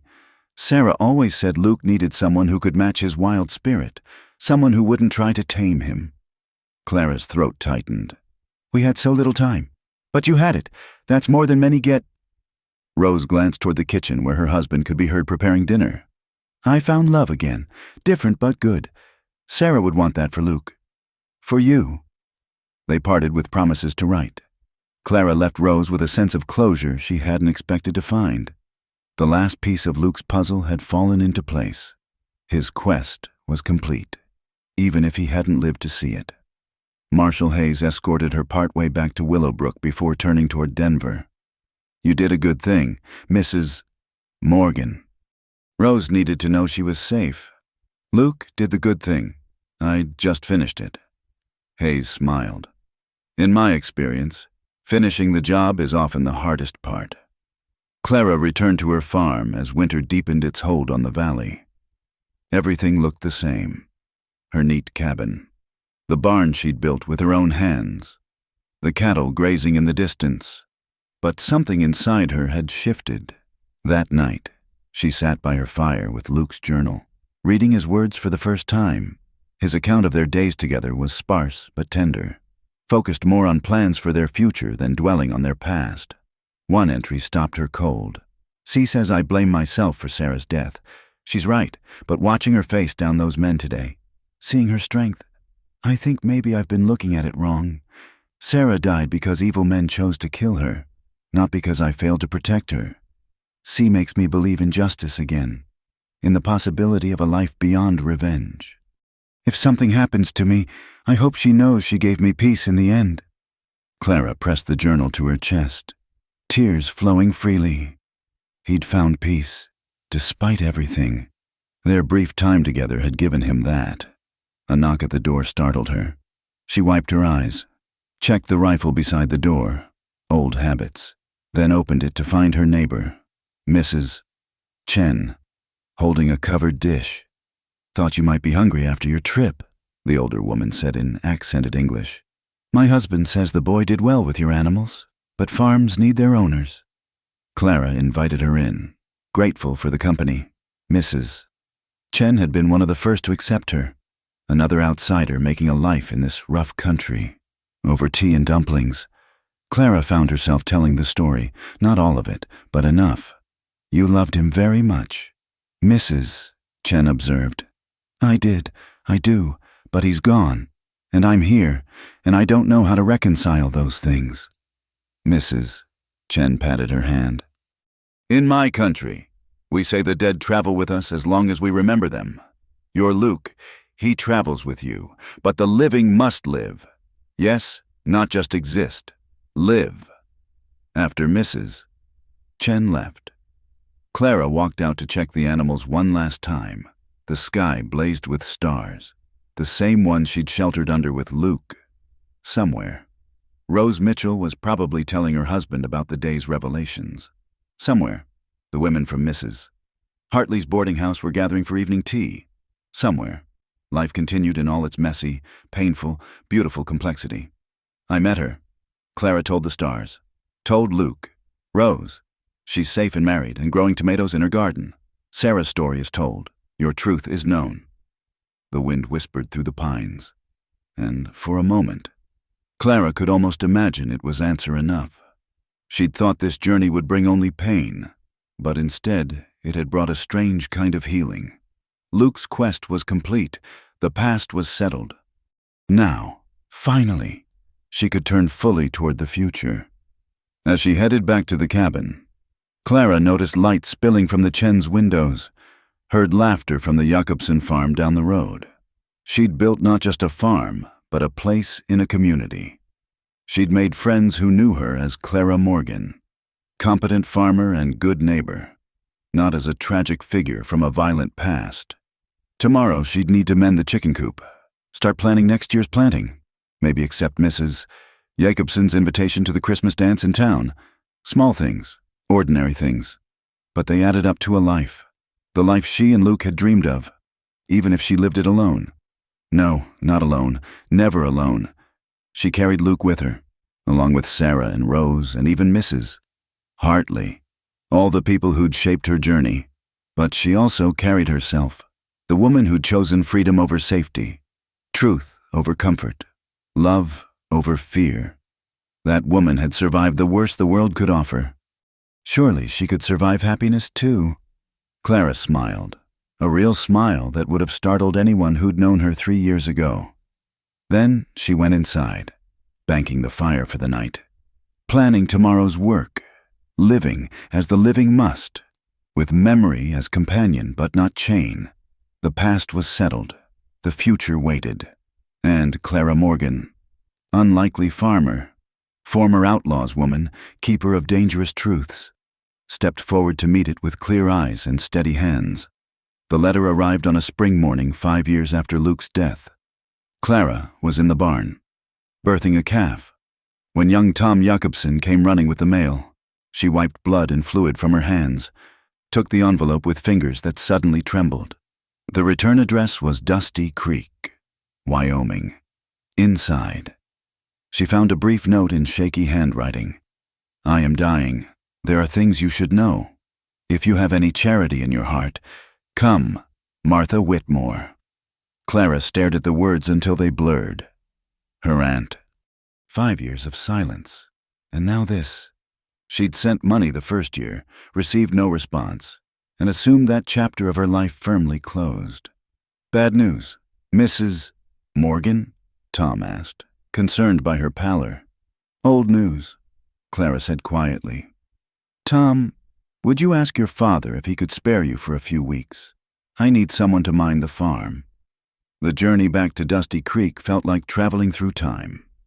Clara rode the train as far as Cheyenne, then took the stage for the last leg. She wore a proper traveling dress, her hair pinned respectably, looking every inch the prosperous widow. Only the Colt .45 in her bag remained from her outlaw days. Dusty Creek had changed. New buildings lined Main Street. A proper bank stood where the old saloon had been. But beneath the fresh paint, she recognized the bones of her prison, the boarding house where she'd sometimes worked, the church where she should have married Amos Granger. Martha's house looked smaller than memory suggested, the wood more weathered, the garden overgrown. Clara knocked, then entered when a weak voice called permission. Her aunt lay propped in bed, wasted to near nothing. The sharp features that had terrorized Clara's youth were sunken, the bitter mouth slack with illness, but the eyes remained fierce. So, you came. Martha's voice was a rasp. Wasn't sure you would. I almost didn't. Clara set down her bag, moved closer. The room smelled of sickness and impending death. What is it you need to tell me? Martha laughed, a sound like paper crumpling. Direct as ever. Sit down, girl. This will take time, and I haven't much left. Clara sat, maintaining distance even now. 5 years had not erased the wounds of her youth. I hated your mother, Martha began without preamble. Perfect Elizabeth, with her pretty face and gentle ways. Everyone loved her. When she married your father, I thought finally she'd know hardship. Instead, they were happy, disgustingly, enviably happy. I don't need to hear this. Yes, you do. Martha's skeleton hand gripped the coverlet. When they died, you came to me, this little mirror of Elizabeth, constant reminder of everything I wasn't. I told myself I was teaching you strength, preparing you for a hard world. But the truth... She coughed, specks of blood on her lips. The truth was, I enjoyed breaking you, enjoyed watching that light dim. Clara said nothing. What was there to say? Then Granger came along. I knew what he was, cold, controlling, cruel. I'd heard whispers about his first wife. But I pushed you toward him anyway. Martha's eyes fixed on the ceiling. Told myself it was for security, for our future. Another lie. I wanted you trapped like I'd been trapped. Wanted you to know my misery. Why tell me this now? Because I'm dying alone, and it's what I deserve. But you escaped, became something I never expected. Martha turned her head, studying Clara with those fierce eyes. The talk reached even here. Clara Morgan, who brought down corrupt lawmen. Clara Morgan, who tamed land and built a life from nothing. You became what I could never be. Free. Clara felt an unexpected twist of pity. This bitter woman, eaten alive by jealousy and spite, dying in the bed where she dispensed so much cruelty. There's more, Martha continued. Your mother left something? I told you there was nothing, but I lied. She gestured weakly toward a trunk in the corner. Bottom panel comes loose. Take it. It's yours by right. Clara crossed to the trunk, pried up the false bottom. Inside lay a leather portfolio and a small jewelry box. The portfolio held documents. Her parents' marriage certificate, her birth certificate, and the deed to a piece of land in Colorado. Your father bought it just before they died. Martha wheezed. Planned to build a horse ranch. Worth something now, I expect. The jewelry was your mother's. I sold most of it. but couldn't bring myself to part with those pieces. The box contained a gold wedding ring, a cameo brooch, and a silver locket. Clara opened the locket to find tiny portraits of her parents, painted with delicate skill. Her throat tightened. "I stole your past," Martha said. "Least I can do is return it before I go." Clara tucked the items into her bag, then returned to her aunt's bedside. "Do you want me to stay until—" Surprise flickered in Martha's eyes. "Why would you do that?" "Because whatever else you were, you kept me alive after they died, because dying alone is a hard thing, even for those who might deserve it." Martha's face crumpled, and for the first time in Clara's memory, her aunt wept. Not the angry tears of frustration Clara remembered, but the deep sobs of genuine regret. Clara fetched water, helped Martha sip it. She bathed her aunt's face, changed the soiled linens, performed the intimate kindnesses that should have existed between them all along. When the doctor came, Clara paid for morphine to ease the pain. For 3 days, she kept vigil. Martha drifted in and out of consciousness, sometimes calling for Elizabeth, sometimes muttering about chances lost and roads not taken. Once, clearly lucid, she gripped Clara's hand. "I'm sorry," she whispered. "For all of it. You deserved better." "We all deserved better," Clara replied. "Rest now?" Martha died at dawn on the 4th day, her passing quiet as a sigh. Clara arranged the funeral, stood alone at the graveside as they lowered the coffin. A few townspeople came to gawk at the infamous Clara Whitmore, but none approached after the burial. Clara walked through Dusty Creek one last time.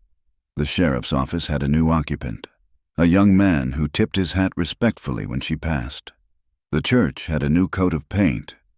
Life had moved on without her, as life does. She stopped at the mercantile for supplies and found herself face to face with Mrs. Abernathy, the banker's wife who'd once snubbed her at every turn. "Clara? Clara Whitmore?" The woman's eyes widened. "We heard you were dead." "I go by Morgan now, and as you can see, reports of my death were exaggerated." Mrs. Abernathy fidgeted with her gloves.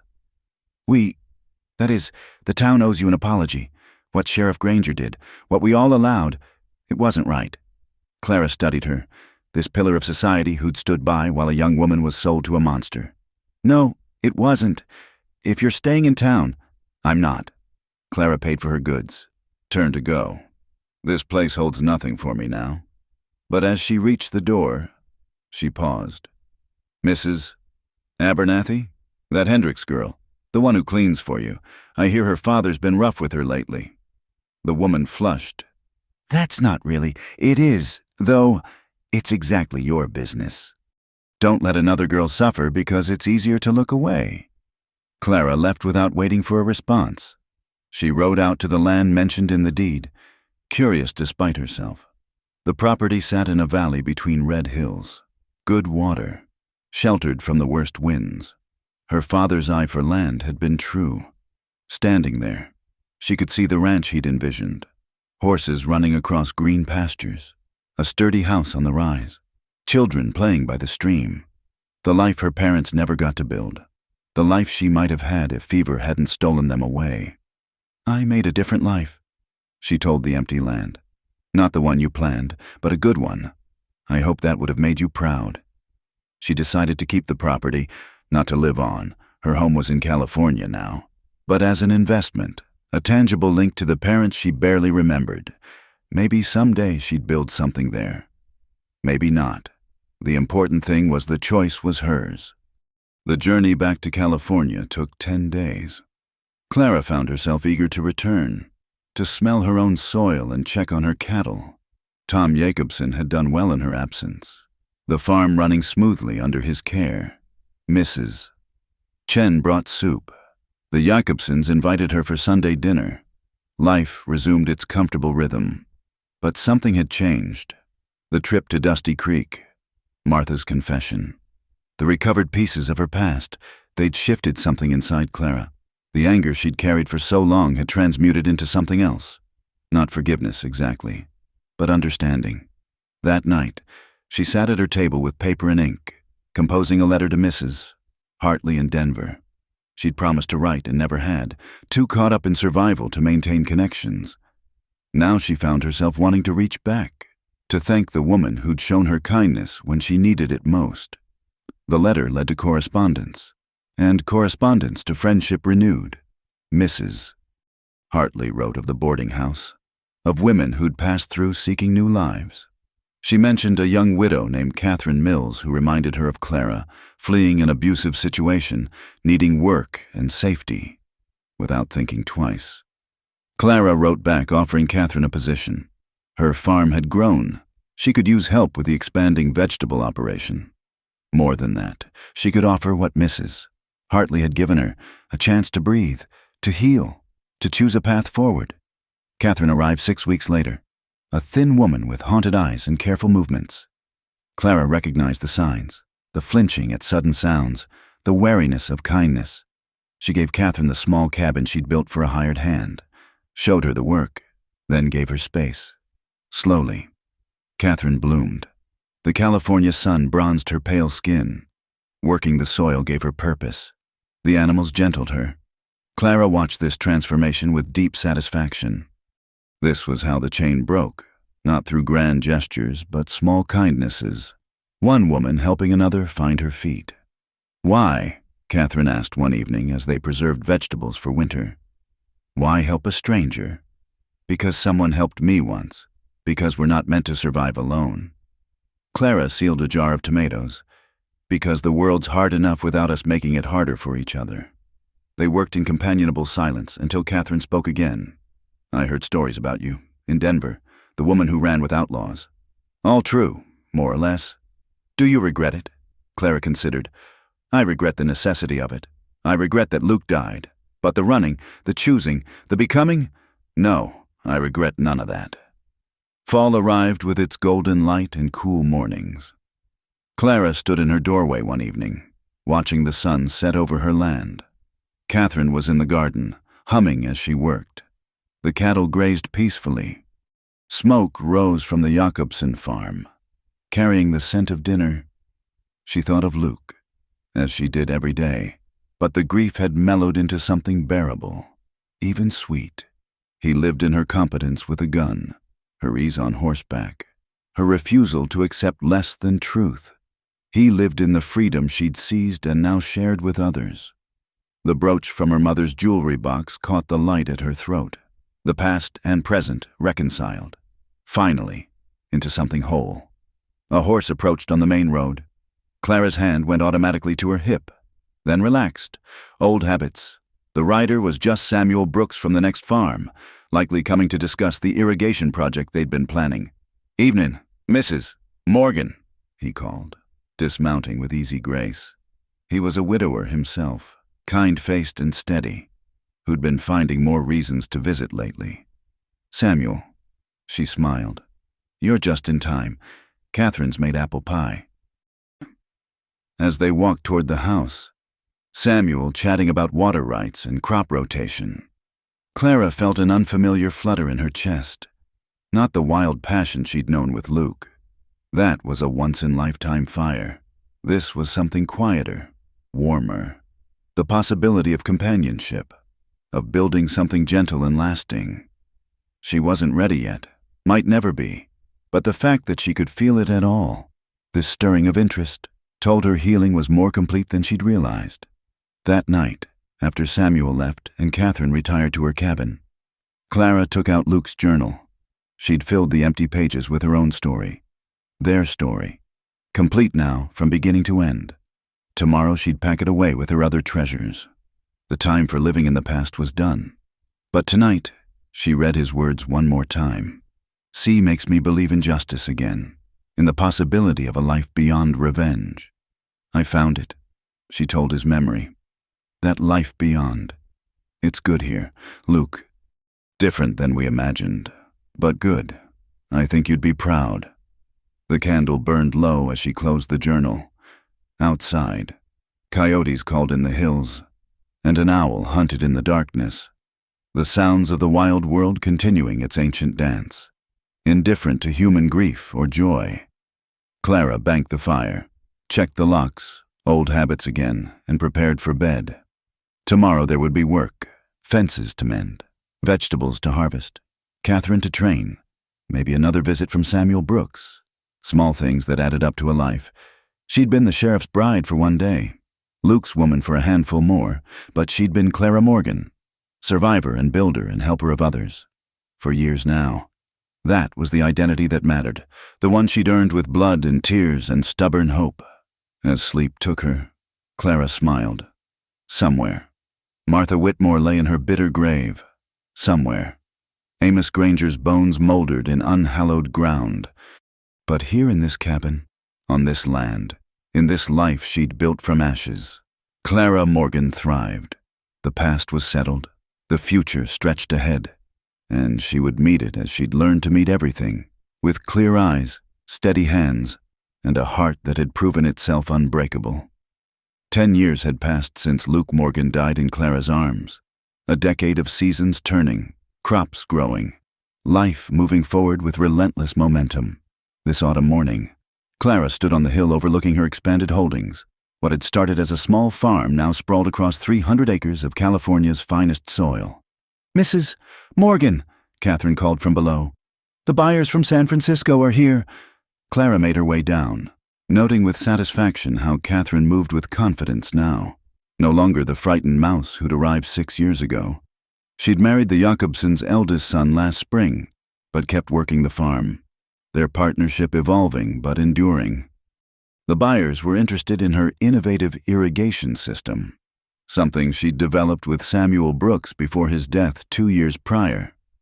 Dear Samuel, who'd courted her with patient kindness until pneumonia took him. They'd had 3 good years together, different from her wild love with Luke, but precious in its own quiet way. "Gentlemen," Clara greeted them, still wearing her work clothes. At 35, she'd given up pretending to be anything other than what she was. "Welcome to Morgan Farm," as she toured them through the property, explaining her methods. Clara caught sight of a lone rider approaching fast. Her hand didn't go to her gun anymore. That instinct had finally faded, but she watched with keen attention. The rider was a young woman, perhaps 20, with dark hair escaping from under a dusty hat. She rode like someone born to the saddle, and her eyes held a familiar desperation. "Please," she gasped, sliding from her lathered horse. "Are you Clara Morgan, the one who helped bring down Sheriff Granger?" The buyers exchanged glances. Clara's past was no secret, but most people had the courtesy not to mention it directly. "I am, and you are?" "Julia Brennan. Tom Brennan was my father." The name hit Clara like a physical blow. Tom Brennan, who'd helped murder Luke's Sarah, who'd died on the gallows for his crimes. She forced herself to remain calm. "What do you want here, Miss Brennan?" "I need help, please. I know what my father did, what he was, but I'm not him. She swayed, exhaustion evident. "I'm running from men who want to use me to get to hidden money they think my father left. I've been riding for 3 days. I remembered hearing about you, how you help women who need it. Please." Clara studied the girl, barely more than a child. Really, whatever Tom Brennan's sins, they weren't hers to bear. "Catherine, take Miss Brennan to the house. Get her food and water." She turned to the buyers. "Gentlemen, shall we continue?" But her mind was no longer on irrigation systems. After the buyers left with a tentative agreement, Clara found Julia Brennan cleaned up and fed, looking younger and more vulnerable without the trail dust. "Tell me everything," Clara commanded. Julia's story was sadly familiar. A young woman alone, targeted by those who saw her as weak. Her mother had died years ago. She'd been working as a schoolteacher in Nevada when men started following her, asking about her father's legacy. He left nothing but shame, Julia said bitterly. "But they don't believe me. They think he hid the money he stole, that I know where. Do you?" "No, and I wouldn't tell them if I did. That money was bought with blood." Clara made her decision. "You can stay, work the farm, earn your keep. But understand, I was there when your father died. He killed someone I loved. I can separate you from his crimes, but I won't pretend the past didn't happen. I wouldn't ask you to." Julia's eyes were steady. "I just want a chance to be someone other than Tom Brennan's daughter." Clara understood that desire bone deep. Julia proved a hard worker, quick to learn, good with the animals. But her presence stirred old memories Clara thought she'd laid to rest.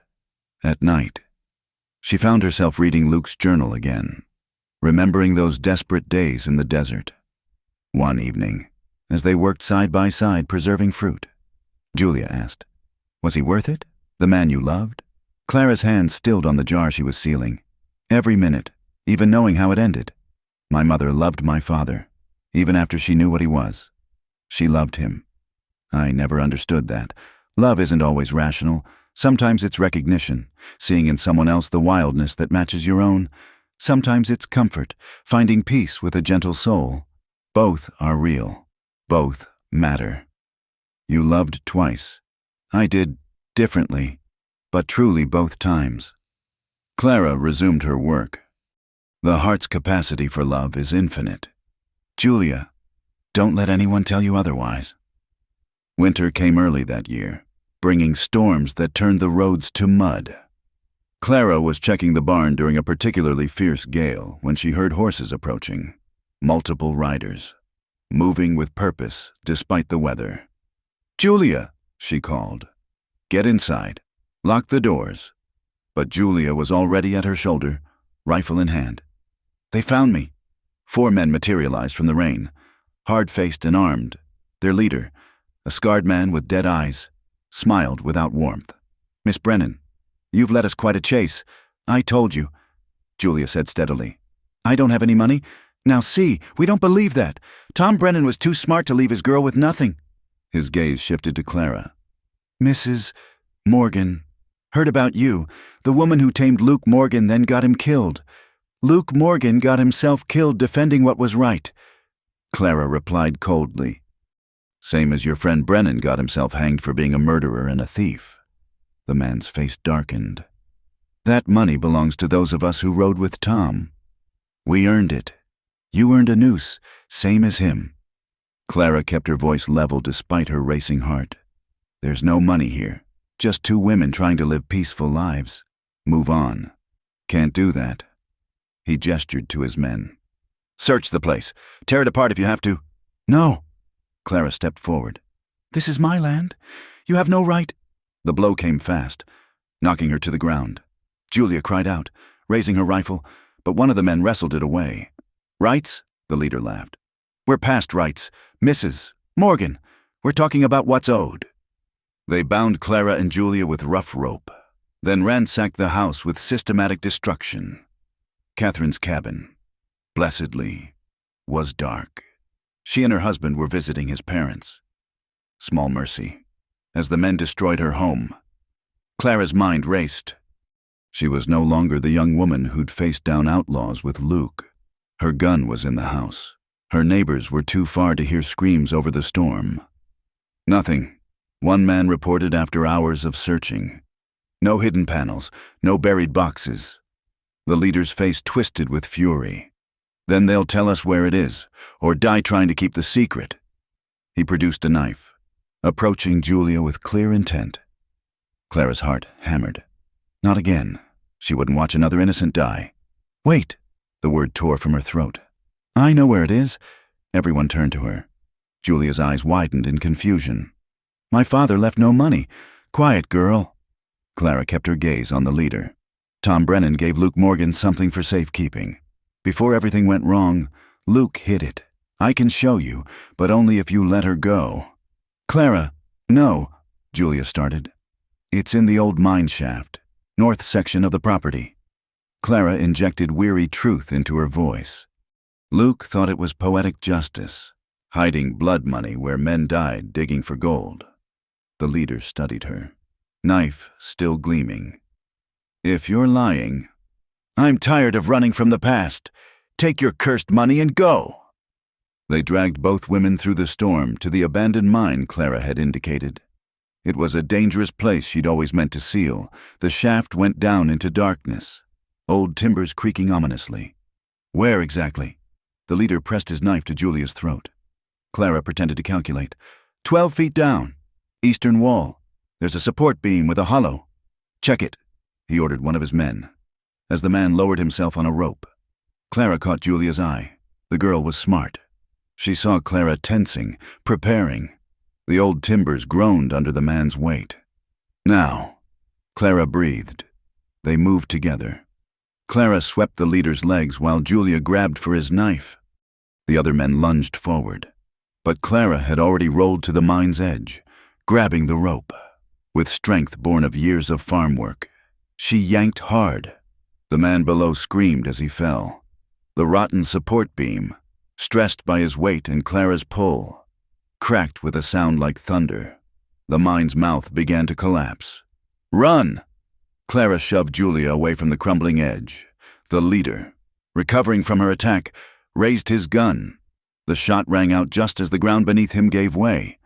Clara felt the bullet tear through her shoulder, spinning her around. She fell hard, rain and blood mixing on her face.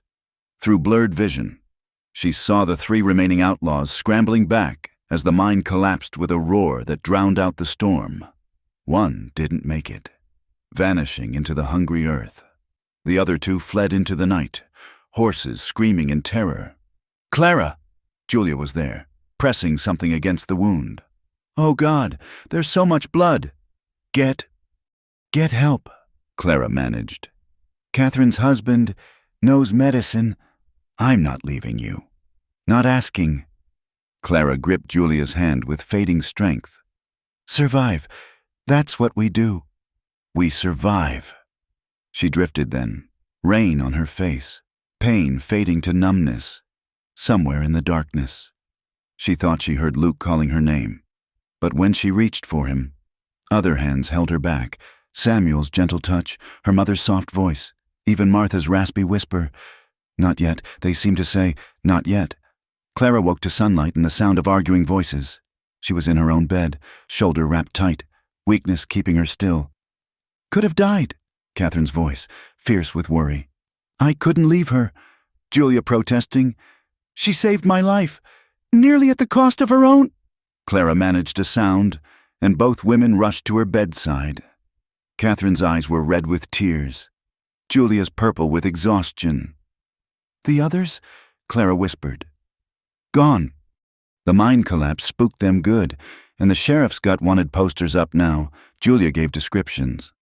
Catherine smoothed Clara's hair with gentle fingers. You fool woman, playing hero at your age. Not hero, just tired of bullies. She looked at Julia. No money, you know that, right? Julia laughed, wet and shaky. I know. You risked everything for a lie. For a life, your life. Clara squeezed her hand weakly. Worth it. Recovery was slow. The bullet had done damage, leaving her right arm weak. But spring came as it always did, and with it, healing.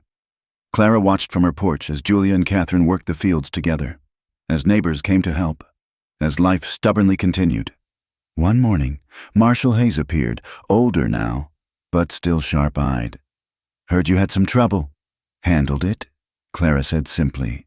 So I gathered. Those 2 men were caught robbing a bank in Sacramento. They'll hang for it. He studied her. You know, there's a position open for a territorial deputy. Someone to help keep law in these parts. Interested? Clara laughed, then winced as it pulled her shoulder. Me? A law woman? Who better? You know both sides of the fence. You're respected here, and... He smiled. You've proven you can handle yourself. I'm a farmer. Marshal, that's all. Think about it. He tipped his hat. Badge would suit you. Clara Morgan. After he left, Clara sat thinking. The irony of it, her wearing a badge like the one Granger had corrupted. But maybe that was the point.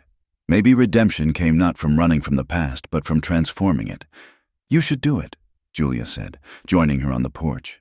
This area needs law that serves justice, not power. And you? What will you do? Julia smiled. Stay, if you'll have me. This place, it's home now. First real home I've had. Clara nodded, warmth filling her chest. Another lost soul gathered in, another link in the chain of women helping women. Luke would have understood. That night, she climbed the hill to the grove where she'd planted a memorial for Luke. Not a grave, but a place to remember. The oak she'd planted 10 years ago was tall now, strong enough to weather any storm.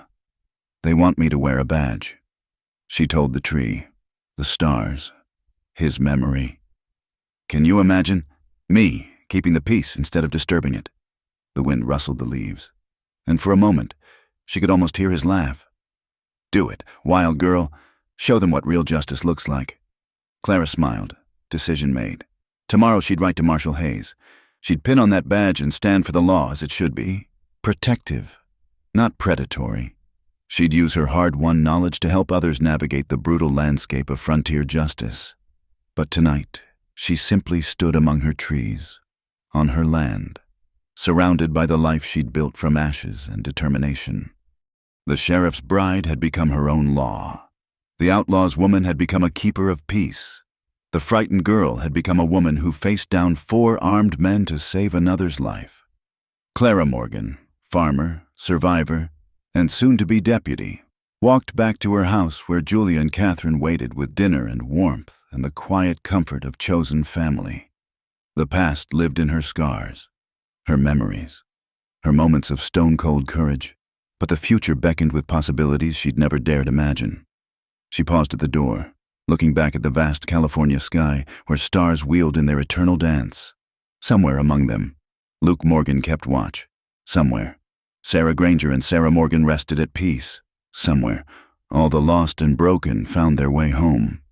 Thank you, she whispered to the night, to the dead, to the long, strange journey that had brought her here. Then she went inside, ready for whatever tomorrow would bring. The door closed on the past. The future waited, badge and all. And Clara Morgan, all her versions, all her selves, stepped forward to meet it with the same courage that had carried her this far. She was free. They all were free. And that, in the end, was worth every scar. Thank you for joining me on Clara's journey through the wild American frontier. If you're listening to this story, I'd love to know where you're tuning in from. Leave a comment below and let's connect. Don't forget to subscribe to From Wild West for more tales of courage, love, and survival in the untamed territories. What did you think of Clara's transformation from sheriff's bride to defender of justice? Share your thoughts. I read every comment and love hearing your perspectives on these remarkable women who defied the odds.